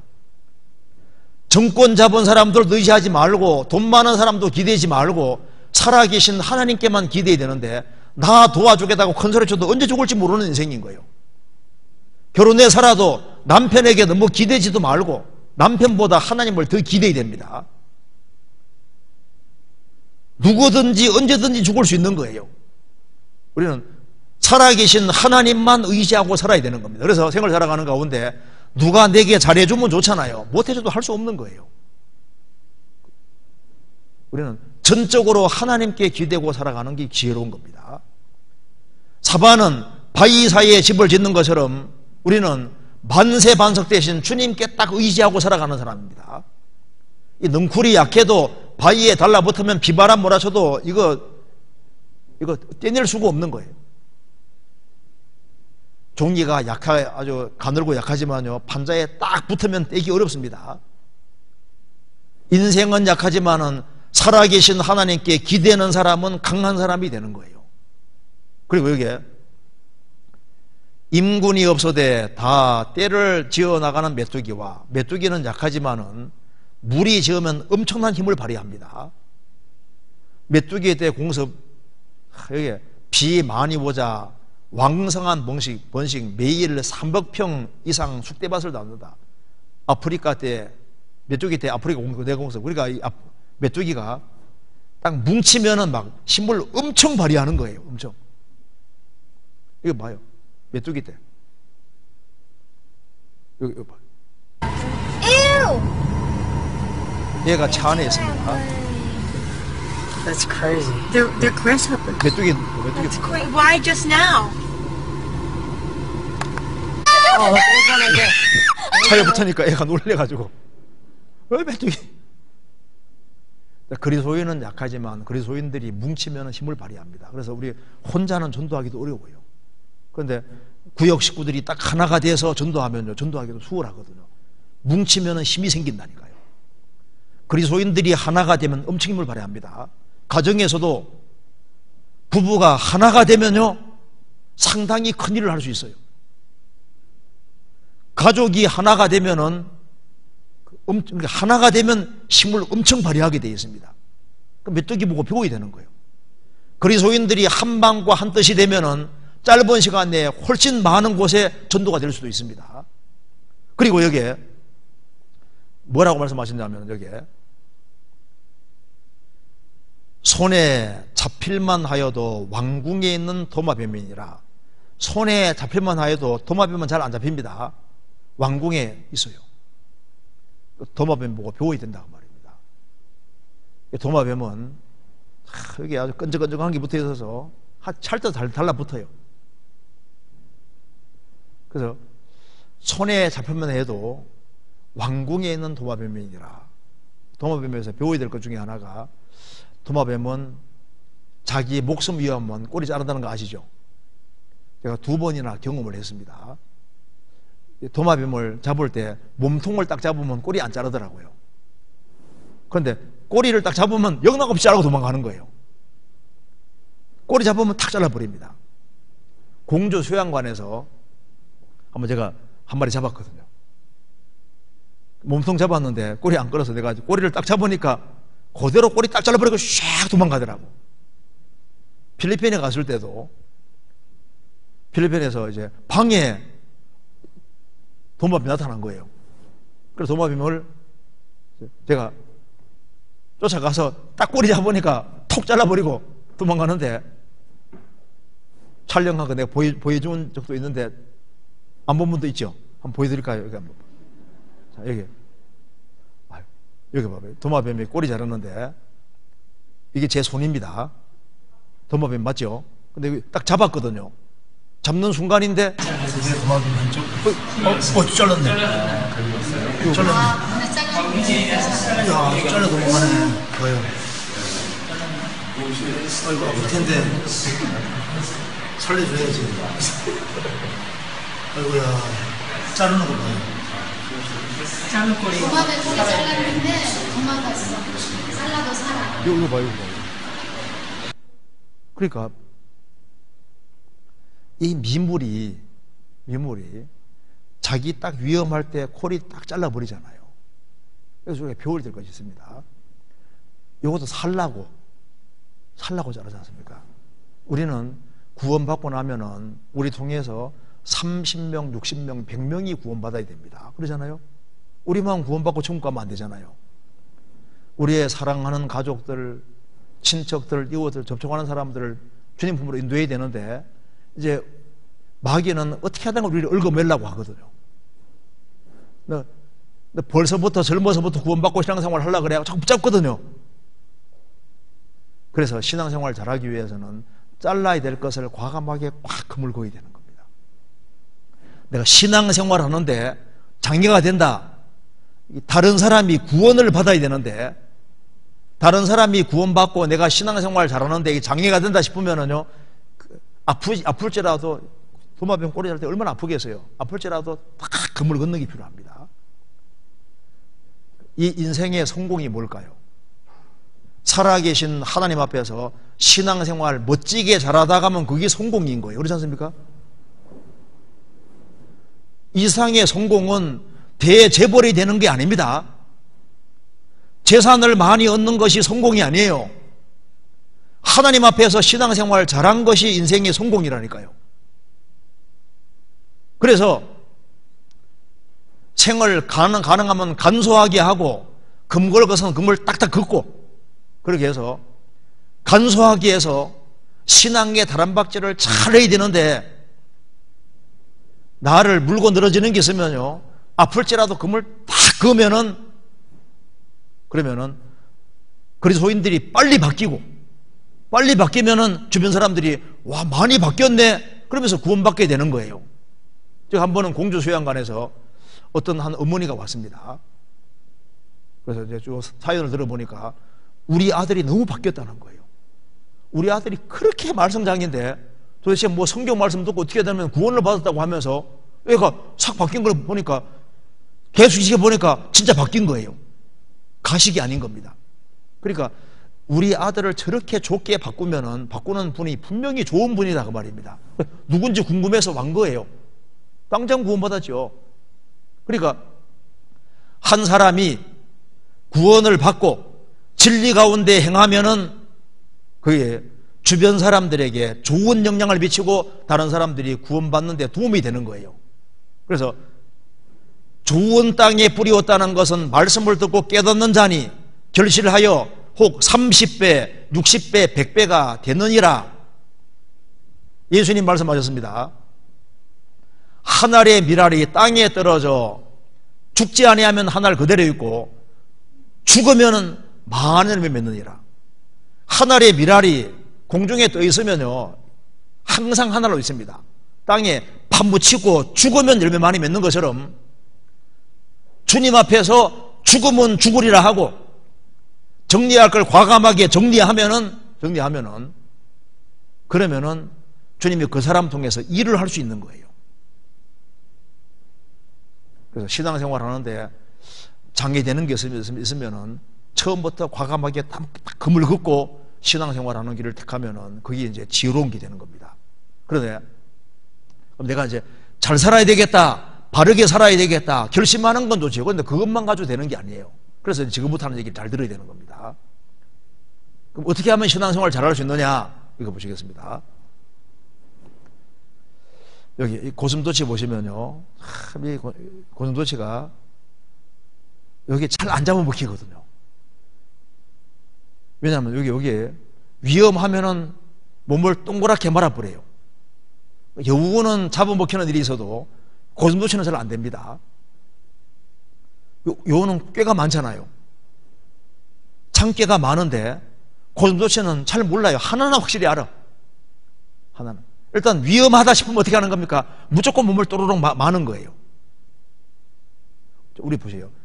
신앙생활을 누가 잘하냐고. 성경 뭐 많이 안다고 신앙생활 잘하는 게 아니라 하나 알더라도 아주 제대로 알고 하나 알더라도 제대로 이것이 마음에 확 박히면은 그 하나로도 신앙생활을 멋지게 잘할 수 있는 겁니다.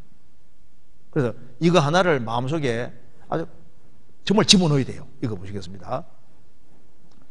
뭘 해야 되냐 하면은 위치 지키는 것이 구원받고 난 이후에 가장 첫 번째 중요한 겁니다.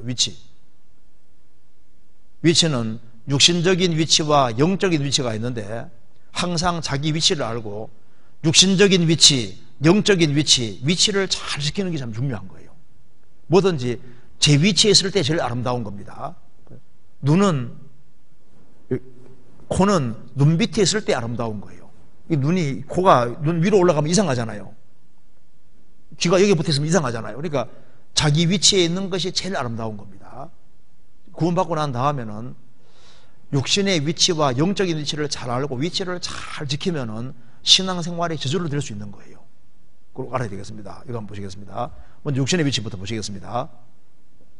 고린도전서 7장 16, 17절, 20절 제가 읽겠습니다. 아내 된 자여 내가 남편을 구원할런지 어찌 알 수 있으며 남편 된 자여 내가 내 아내를 구원할런지 어찌 알 수 있으리요. 오직 주께서 각 사람에게 나눠주신 대로 하나님이 각 사람을 부르신 그대로 행하라. 내가 모든 교회에서 이와 같이 명하노라. 각 사람이 부르심을 받은 그 부르심 그대로 지내라. 이제 혹시 이제 신앙생활하는 이제 생을 살아가다가 혹시 아내가 구원받거나 혹은 남편이 구원받게 되면은 상대방이 구원 안 받았으면 집안에 갈등이 생길 수 있습니다. 금슬 좋게 살았는데 남편이나 혹은 아내가 구원받았으면은 구원받은 사람은 마음이 하늘을 향하고 안 받은 사람은 세상으로 향하니까 집안 갈등이 생길 수 있잖아요. 갈등이 심해지면은 갈라서고 싶은 마음이 생길지라도 성경은 말씀했습니다. 이렇게 하라는 겁니다. 아내 된 자여 내가 남편을 구원할는지 어찌 알 수 있으며 남편 된 자여 내가 내 아내를 구원할는지 어찌 알 수 있으리요. 구원받을지 모르니까 오직 주께서 각 사람에게 나눠주신 대로 하나님이 각 사람을 부르신 그대로 행하라. 내가 모든 교회, 일부의 교회가 아니라 모든 교회에서 이와 같이 명하노라. 그러니까 아내면은 아내 위치를 잘 지키면서 남편에게 더 잘해주라 그 말입니다. 남편도 마찬가지입니다. 왜? 구원받을지 모르니까. 각 사람이 부르심을 받은 그 부르심 그대로 지내라. 그래서 직장인으로 부르심 받았으면은 직장인 위치에서 거하면서 거기에서 이겨나갈 생각이 되는 거예요. 학생으로 부르심 받았으면은 학생 위치를 지키고 그 위치에서 충실히 할 걸 말하는 겁니다. 왜냐하면 그리스도인들은 세상의 빛과 소금이기 때문에 세상에 살도록 지음받은 겁니다. 세상에 살면서 빛 역할을 해야 되기 때문에 자기 위치에서 최선 다하는 것부터 신앙생활인 거예요. 그래서 회사 생활하면서 갈등이 생긴다 할지라도 쉽게 사표 쓰지 말고 거기에서 최대한 이겨나가려고 해야 되는 겁니다. 그리고 위치를 옮길 때는 주님하고 충분히 의논한 상태로 움직여야 되거든요. 이거 보시겠습니다. 고린도전서 10장 13절 같이 읽겠습니다. 사람이 감당할 시험 밖에는 너희에게 당한 것이 없나니 오직 하나님은 믿보사 너희가 감당치 못할 시험 당함을 허락지 아니하시고 시험 당할 즈음에 또한 피할 길을 내사 너희로 능히 감당하게 하시느니라. 여기 사람이 구원받은 사람입니다. 구원받은 사람에게는 하나님이 감당할 시험 밖에는 허락한 것이 없다. 하나님은 참되고 진실하신 분이기 때문에 너희가 감당치 못할 시험 당함을 허락지 아니하시고 시험 당할 즈음에 또한 피할 길을 내사 너희로 능히 감당하게 하시느니라. 구원받은 사람은 감당할 이상의 시험이 없고 어려울 때 이길 힘을 주시든지 피할 길을 둘 중에 하나 주십니다. 그래서 이렇게 생각하면 맞아요. 구원 내가 받았으면은 내가 가정주부면 가정주부 위치를 지키고 거기에서 최선 다해 살아가는 게 신앙생활이구나. 직장인은 직장생활을 충실히 하는 것이 신앙생활이다 그 말입니다. 학생은 공부 열심히 하는 게 신앙생활인 거예요. 그러니까 일상적인 일을 열심히 해야 됩니다.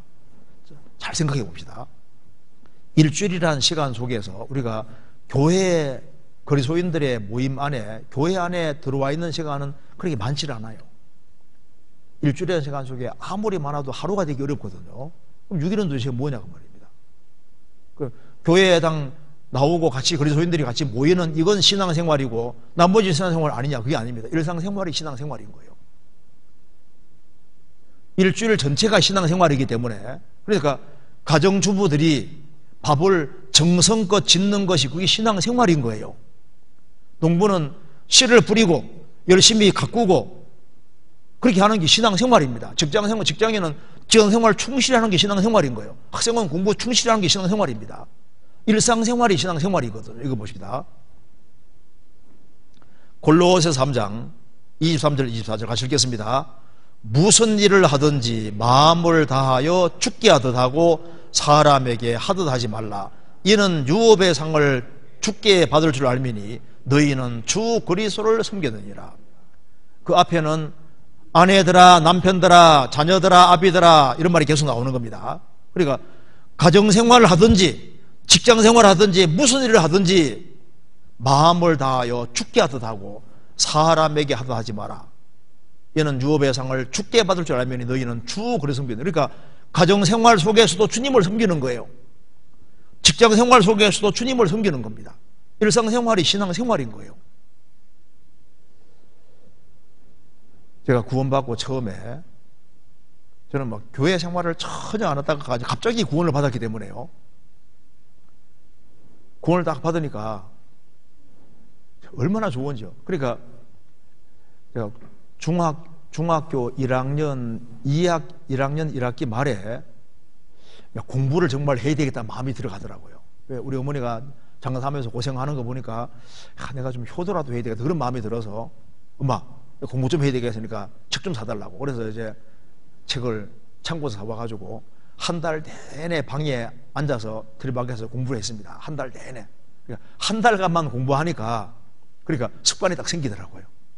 그때부터 이제 발동이 걸려서 이제 공부에 침이 붙여서 할 때 밥만 먹고 거의 공부했습니다. 이거 습관이 생기니까요. 그래서 화장실 갈 때도 책 가져가고. 이건 우리 집안 식구들도 정말 알 수 있을 겁니다. 할 때 공부를 좀 열심히 하긴 했거든요. 눈이 아파서 고등학교 때 못할 때가 좀 있긴 있었지만은 그래도 악착같이 하려고 했습니다. 그런데 대학에 올라와서 이제 구원을 딱 받으니까 속에서 저도 놀랐어요. 공부해서 뭐하나 그 생각이 속에서 쫙 올라오면서 성경을 배워야 되겠다 그 생각이 확 올라오는 거죠.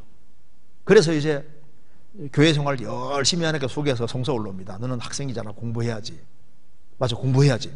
학생이니까. 공부 열심히 하다 보면 속에 성서 올라옵니다. 너는 학생이잖아. 크리스찬이잖아. 신앙생활 열심히 하다 보면 또 너는 학생이잖아. 공부해야지. 이게 두 개가 마음이 왔다 갔다 해요. 나중에 보니까 두 개를 다 해야 되는 거예요. 어떤 사람은 예수 믿는 핑계대고 자기 일 안 하는데 안 됩니다. 자기를 핑계대고 신앙생활 안 해도 안 되니까 두 개를 다 해야 돼. 그럼 어떻게 해야 되느냐? 더 부지런하면 돼요. 그래서 그리스도인이 왜 이런 것이 가능하냐면은 세상 사람들은 막 직장 생활을 하자, 가정 생활을 하라 힘들지 않습니까? 그래서 소인들은 가정 생활하랴, 직장 생활하랴, 뭐 교회 생활하랴, 전도하랴 바쁘잖아요. 근데 그게 왜 가능하냐면은 이사야 40장에 말한 대로 오직 여호와를 앙망하는 자는 새 힘을 얻으리니 독수리의 날개 치며 올라감 같을 것이요 다른 박질하여도 곤비하지 아니하고 걸어가도 피곤치 아니하리로다. 오직 여호와를 앙망하는 자는 새 힘을 얻으리니, 새 힘이 있습니다. 새 힘이. 그리스도인이 자기 주어진 일을 충실히 하면은 신앙생활도 할 수 있는 이유가 새로운 세상 사람들이 모르는 힘이 있는 거예요. 이거 보시겠습니다. 잠언 22장 29절 같이 읽겠습니다. 내가 자기 사업에 근실한 사람을 보았느냐? 이러한 사람은 왕 앞에 설 것이요 천한 자 앞에 서지 아니하리라. 내가 자기 사업에 자기 주어진 일에 성실한 사람을 보았느냐? 이러한 사람은 왕 앞에 설 것이요 천한 자 앞에 서지 아니하리라. 그러니까 자기 주어진 일을 충실히 하는 사람 봤느냐? 그 사람 어떻게 되는가 보라 그 말입니다. 그 사람 영광스럽게 될 것을 말씀하신 거예요. 미국의 어느 기숙사에서 대학생들이 같이 모였습니다. 우리 오늘 공부할까 놀러 갈까? 동전으로 결정하자. 좋다. 동전 던져서 앞뒤가 나오면 놀러 가고 세워지면 공부하자. 좋다. 그래 던졌습니다. 어떻게 될까요? 무조건 앞뒤가 나오죠. 그래서 공부 다 뒤로 하고 놀러 간다 그 말입니다. 그리스도인들은 아닙니다. 그리스도인들은 자기 할 일을 충실히 해야 되고, 그래서 학생은 부모님이 얘야 제발 공부 좀 그만해라, 원래 그 소리 원래 들을 만큼 해야 되거든요.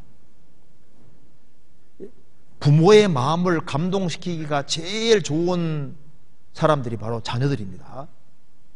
자녀들이 정말 근실하게 성실하게 살면은 부부 사이에 가정 불화가 많아도 그 자녀가 성실하게 살아가는 그것이 가정 불화를 상당히 막을 수도 있는 거예요. 그리고 소망이 없는 부모라 할지라도 자녀가 근실하게 살아가면 부모가 살 힘을 또 얻는 거라니까요. 그러니까 자녀 힘이 굉장히 파워가 큰 거예요.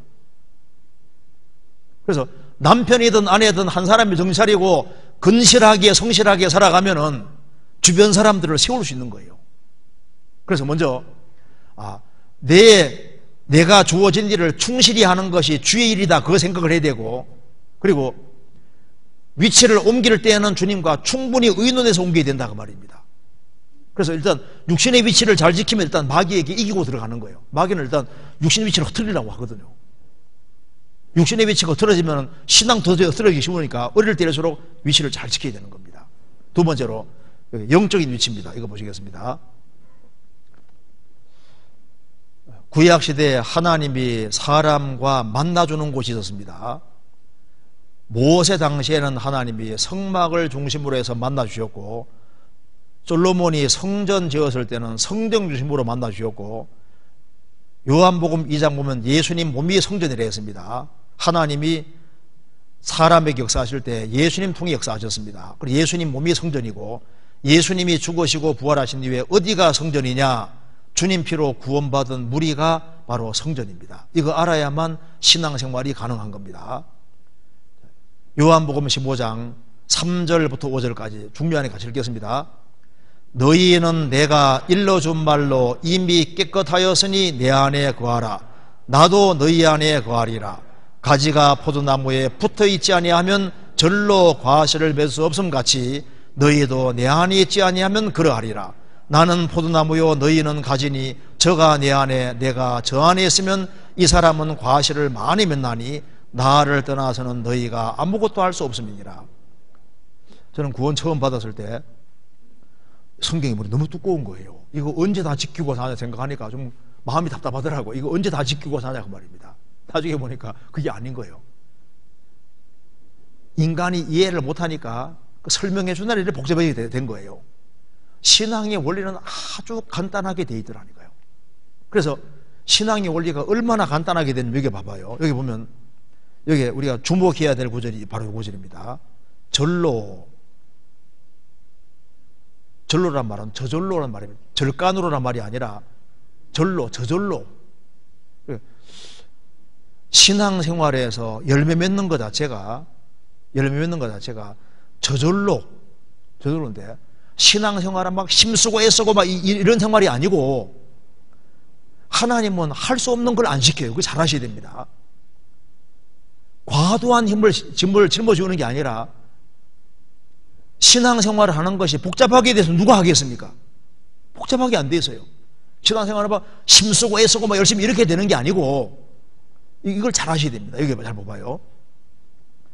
너희는 내가 일러준 말로 이미 깨끗하였으니 뭘 하라 그랬습니까? 내 안에 거하라고 했습니까?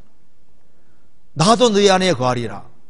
가지가 포도나무에 붙어있지 아니하면 절로 과실면서 없음같이 너희도 내 안에 있지 아니하면 그러하리라. 나는 포도나무여 너희는 가지니 저가 내 안에 내가 저 안에 있으면 이 사람은 과실을 많이 맺나니 나를 떠나서는 너희가 아무것도 할 수 없음이니라. 있으면 있는 문제인 거예요. 한 번은 어떤 청년이 저를 찾아왔습니다. 제가 구원 받았는데요, 형제들이 이제 구원 받았으니까 교회 안에 거해야 되고 교제 안에 거해야 된다고 그렇게 성가시게 한다는 거예요. 그래서 제인데 따지다시피 왔습니다. 제가 구원 받았는데요, 아니 구원 받았으면 대체 내가 왜 교회 가운데 거하고 교제 가운데 거해야 되겠습니까? 막 따지듯이 얘기를 하더라니까. 그래서 그래요? 그럼 성경 한번 봅시다. 제가 이거 보여드렸습니다. 너희는 내가 일러준 말로 이미 깨끗하였으니, 깨끗하게 된 것이 맞습니까? 물으니까 예수님 피로 죄를 사함받고 복음 말씀으로 정말 깨끗하게 됐대요. 너희가 진리를 순종함으로 너희 영혼을 깨끗하게 하여 거짓이 없이 형제를 사랑하기 이르렀으니 마음으로 뜨겁게 비춰 사랑하자 하라. 그 말씀대로 말씀으로 깨끗해졌대요. 구원받았대요. 그럼 봅시다. 그러면 이게 확실하면 그 뒤에 내 안에 거하라. 나도 너희 안에 거하리라. 내 안에 거하라. 이게 명령입니까? 옵션 선택사항입니까? 하니까 이분이 보더니만 명령이네요. 누구 명령입니까? 하니까 보더니만 문맥 보더니만 예수님 명령이네요. 어떻게 해야 되겠습니까? 하니까 거해야 되겠네요. 거하세요. 하니까 예 알았습니다 하고 상담 끝났습니다. 얼마나 기분 좋던지 화끈하더라니까요. 왜 우리가 믿어야 되느냐? 만왕의 왕 되시고 만주의 주된 주께서 믿으라고 하시잖아요. 왜 그리스도인들이 거해야 되느냐? 거하라고 주님이 명령하신 거예요. 그러니까 거하는 것은 하나님의 명령이고 우리가 할 수 있는 일입니다. 나머지는 주님이 하신다 그 말입니다. 잘 보십시다. 나도 너희 안에 거하리라. 가지가 포도나무에 붙어있지 아니하면, 붙어있으면 돼. 붙어있지 아니하면 절로 과실면서 섬같이 너희도 내 안에 있지 아니하면 그러하리라. 나는 포도나무에 너희는 가지니 저가 내 안에 내가 저 안에 있으면 이 사람은 과실을 많이 맺나니 나를 떠나서는 너희가 아무것도 할 수 없음이니라. 주님 포도나무 우리는 가지니까 붙어있으면은 저절로 과실을 맺는다 그 말입니다. 그러니까 이거 보시겠습니다. 포도나무 가지는 역할이 붙어있는 책임인 거예요. 공급을 좋은 것만 잘 받으면 저절로 맺히는 겁니다. 이걸 한번 쉽게 설명드리면 이렇게 되는 겁니다.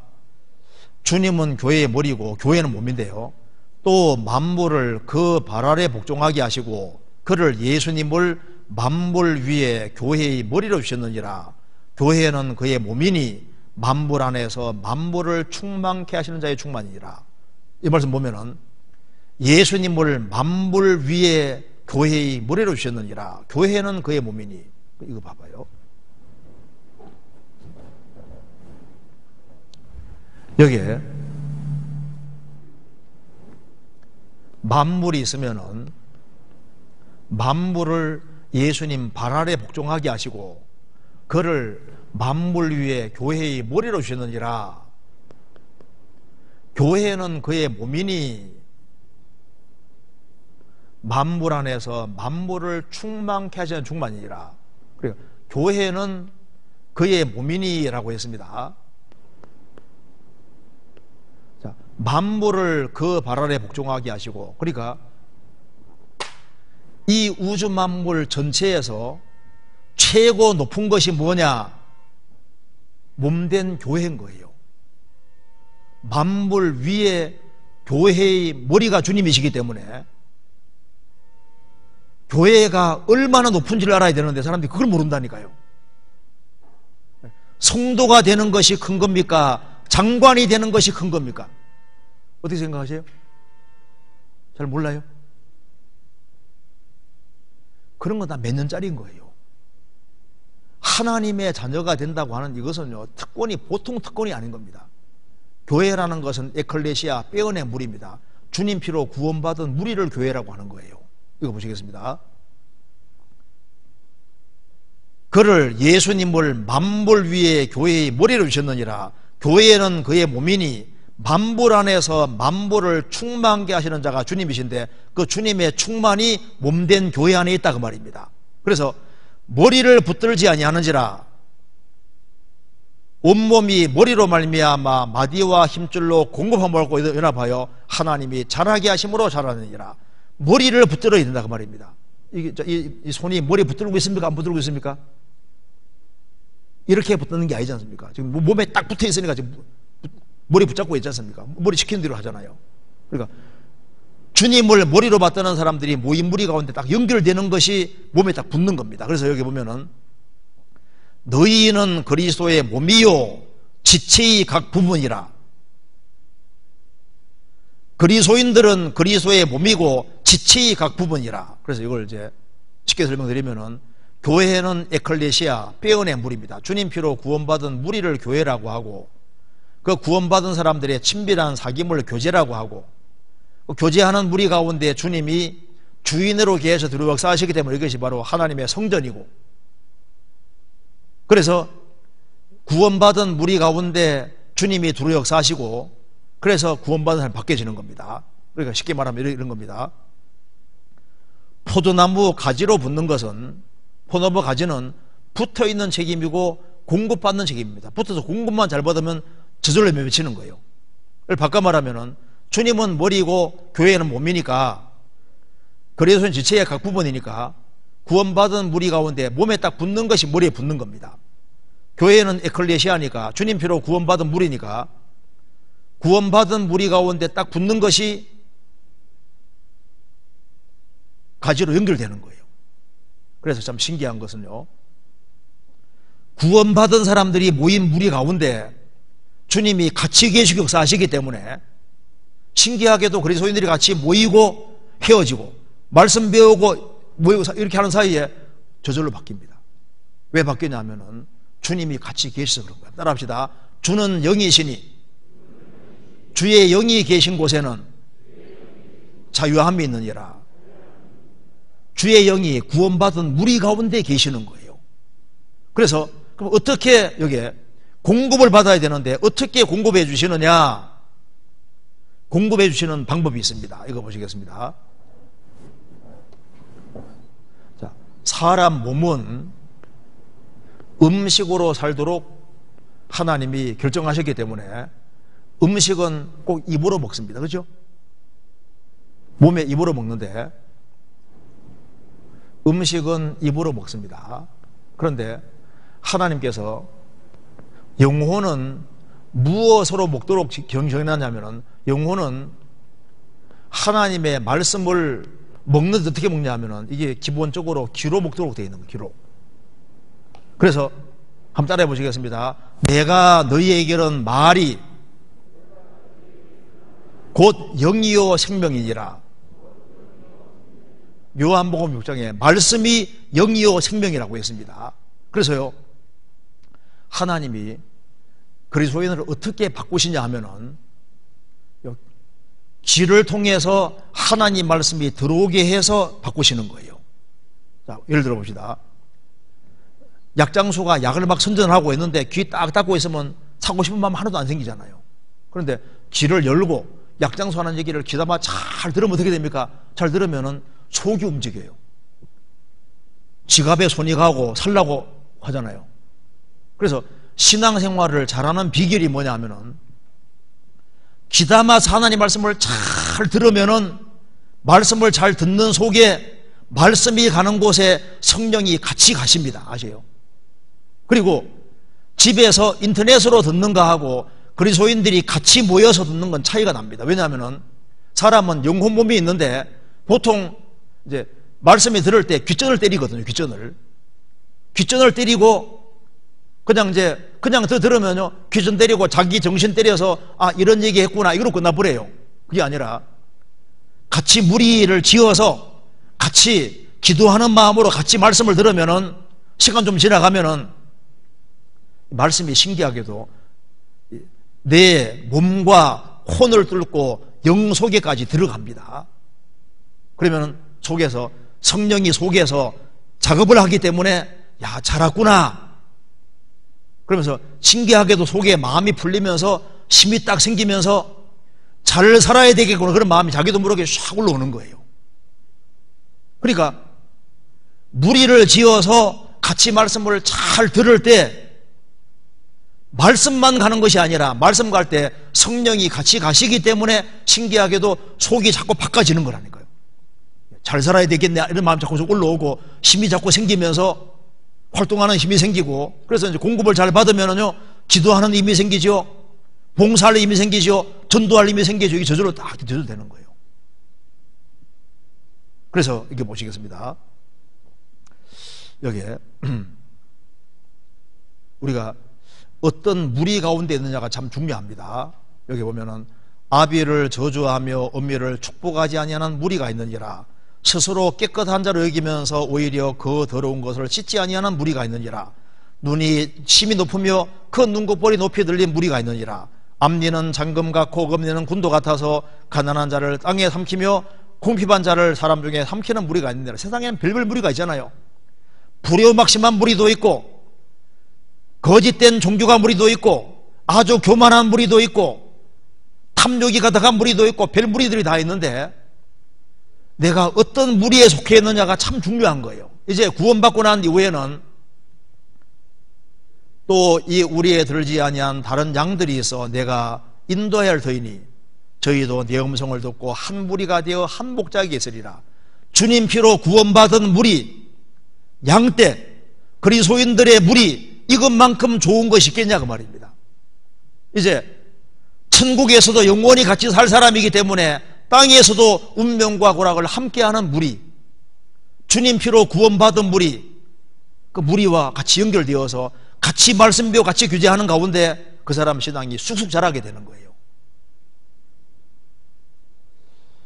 여기 조개 중에 삭가 조개가 있는데 이 삭가 조개는 좀 특별합니다. 일단 붙으면 이게 안 떨어지는 거예요. 얼마나 접착력이 강한지 모릅니다. 만일 그리스도인이 주님 피로 구원받은 사람들이 무리 가운데 싹 달라붙으면은 그 사람이 저절로 바뀌어지고 저절로 바뀌어지고 딱 붙으면은 신기하게도 그 사람 통해서 너와 내 집이 구원받고 나 통해서 30명, 60명, 100명이 구원받는 것을 저절로 보게 되는 거니까 세상에 뭐 하라는 것이 아니라 붙으라는 건데 얼마나 쉬운 거냐 그 말입니다. 자리를 잘 차지하고 그렇게 하면 저절로 바꿔집니다. 그래서 여기 봅시다. 에베소서 5장 18절 같이 읽겠습니다. 술 취하지 말라. 이는 방탕한 것이니 오직 성령의 충만을 받으라. 성령 충만 받아야 신앙생활 잘할 수 있는데 어떻게 하면 충만 받을 수 있느냐? 술 취하는 거 꼭 반대로 하면 돼요. 어떻게 하면 술 취하느냐? 이렇게 하면 술 취하죠. 술자석에 자주 참여한다. 술잔을 주거니 받거니 하면 많이 마신다. 1차, 2차, 3차에 꼭 참석한다. 이 사람은 술 충만하게 돼서 술 기운으로 살잖아요. 하늘에서 짱만하게 보이고 때려도 아프지도 않고 기분 좋고. 그런데 성령 충만도 마찬가지입니다. 성령 충만하는 길도 아주 간단한데 어떻게 하면 되냐 하면은 성령을 많이 마시면 어떻게 마시냐 하면은 그리스도인들이 모인 무리 가운데서 같이 말씀 배우고 같이 교제하고 1차, 2차, 3차 좋아하는 것처럼 그리스도인들의 모임을 좋아하고 자리 잘 차지하고 같이 앉아서 교제하고 이렇게 하면 자기도 모르게 속이 바꿔진다니까요. 그래서 이렇게 되는 겁니다. 여기에 신앙생활은 이렇게 하는 게 아닙니다. 자기 노력과 열심히로 하면은 힘쓰고 애써 가면 얼마 안 가면 힘 빠져요. 이게 아니라 범선이 바람 받아가면 계속 갈 수 있잖아요. 신앙생활은 범선이 바람 받아가는 것처럼 성령님의 도우심 받으면 신앙생활은 쉬워지는 거예요. 그 사람 술 안 끊어진다, 담배 안 끊어진다 걱정할 필요 없습니다. 그리스도인들이 모인 무리 가운데서 같이 말씀 배우고 같이 교제하고 자리를 잘 차지하면은 신기하게도 힘이 딱 생겨요. 그래서 범선은 뒤에 육지에 이제 줄이 딱 놓여 있어서 말뚝 박혀 있어도 세게 불면 줄 끊어지잖아요. 그것처럼 그리스도인 무리 가운데 계속 가하면은 술 끊어져, 담배 끊어져, 나쁜 친구 끊어져, 이상하게 저절로 끊어집니다. 그래서 저 사람 많이 바뀌었네.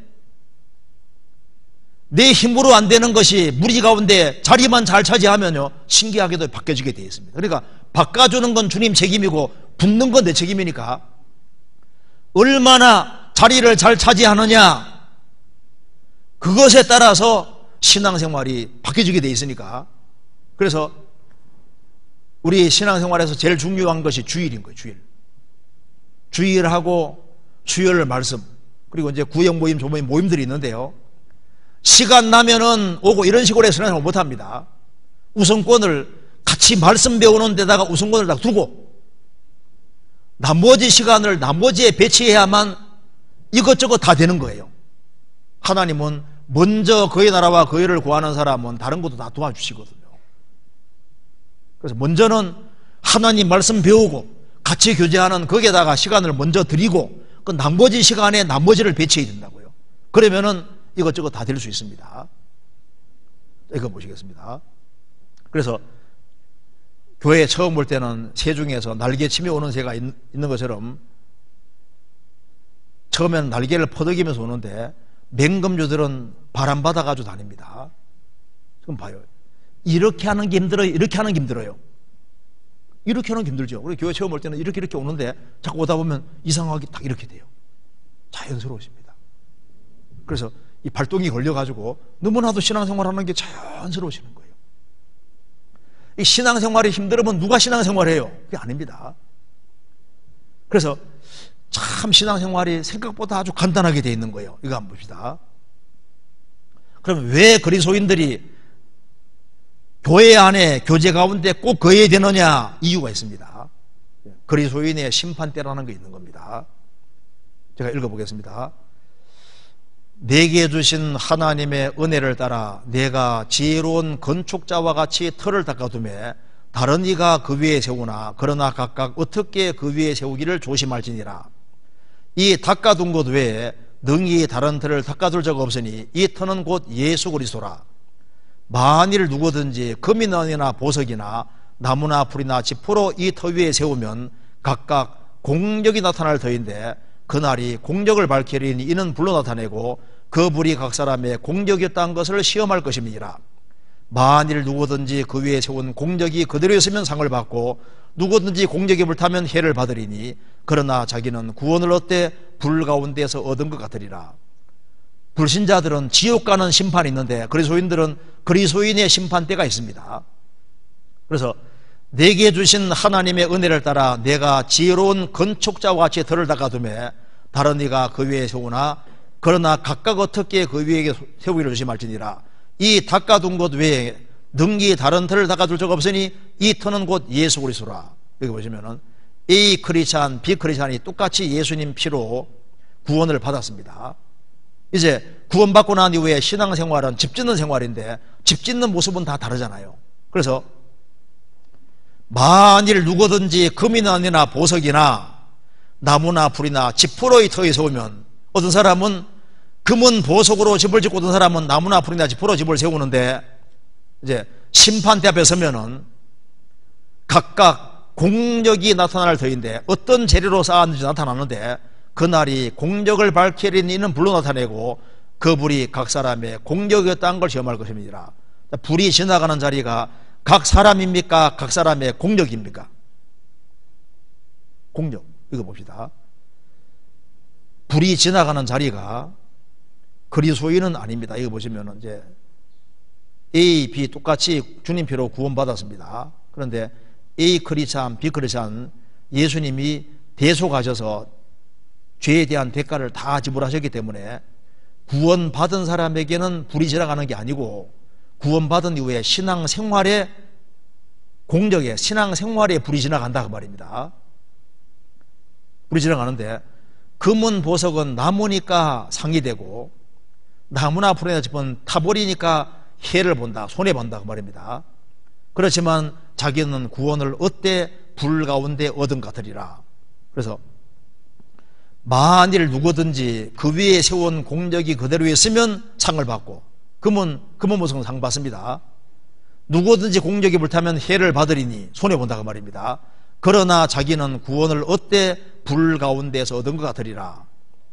롯이 소돔 고모라 불탈 때 자기가 수고한 것을 다 태워버리고 몸만 빠져나온 것처럼 그 사람 자신에게는 해가 없었지만 수고한 것은 다 불타버렸잖아요.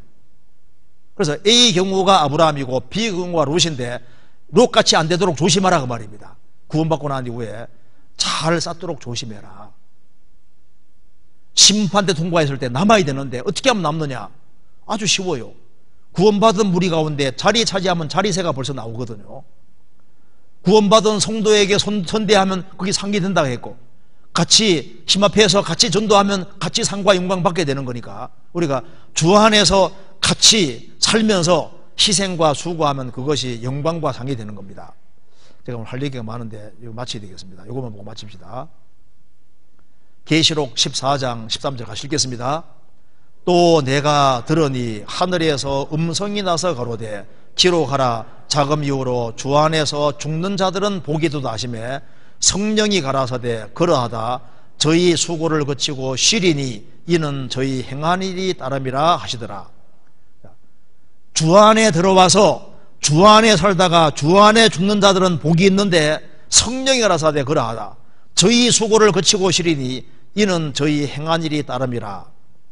저희 행한 일이 따름이라. 영어로 보면은 their works follow them. 그들의 행한 일들이 따라간다.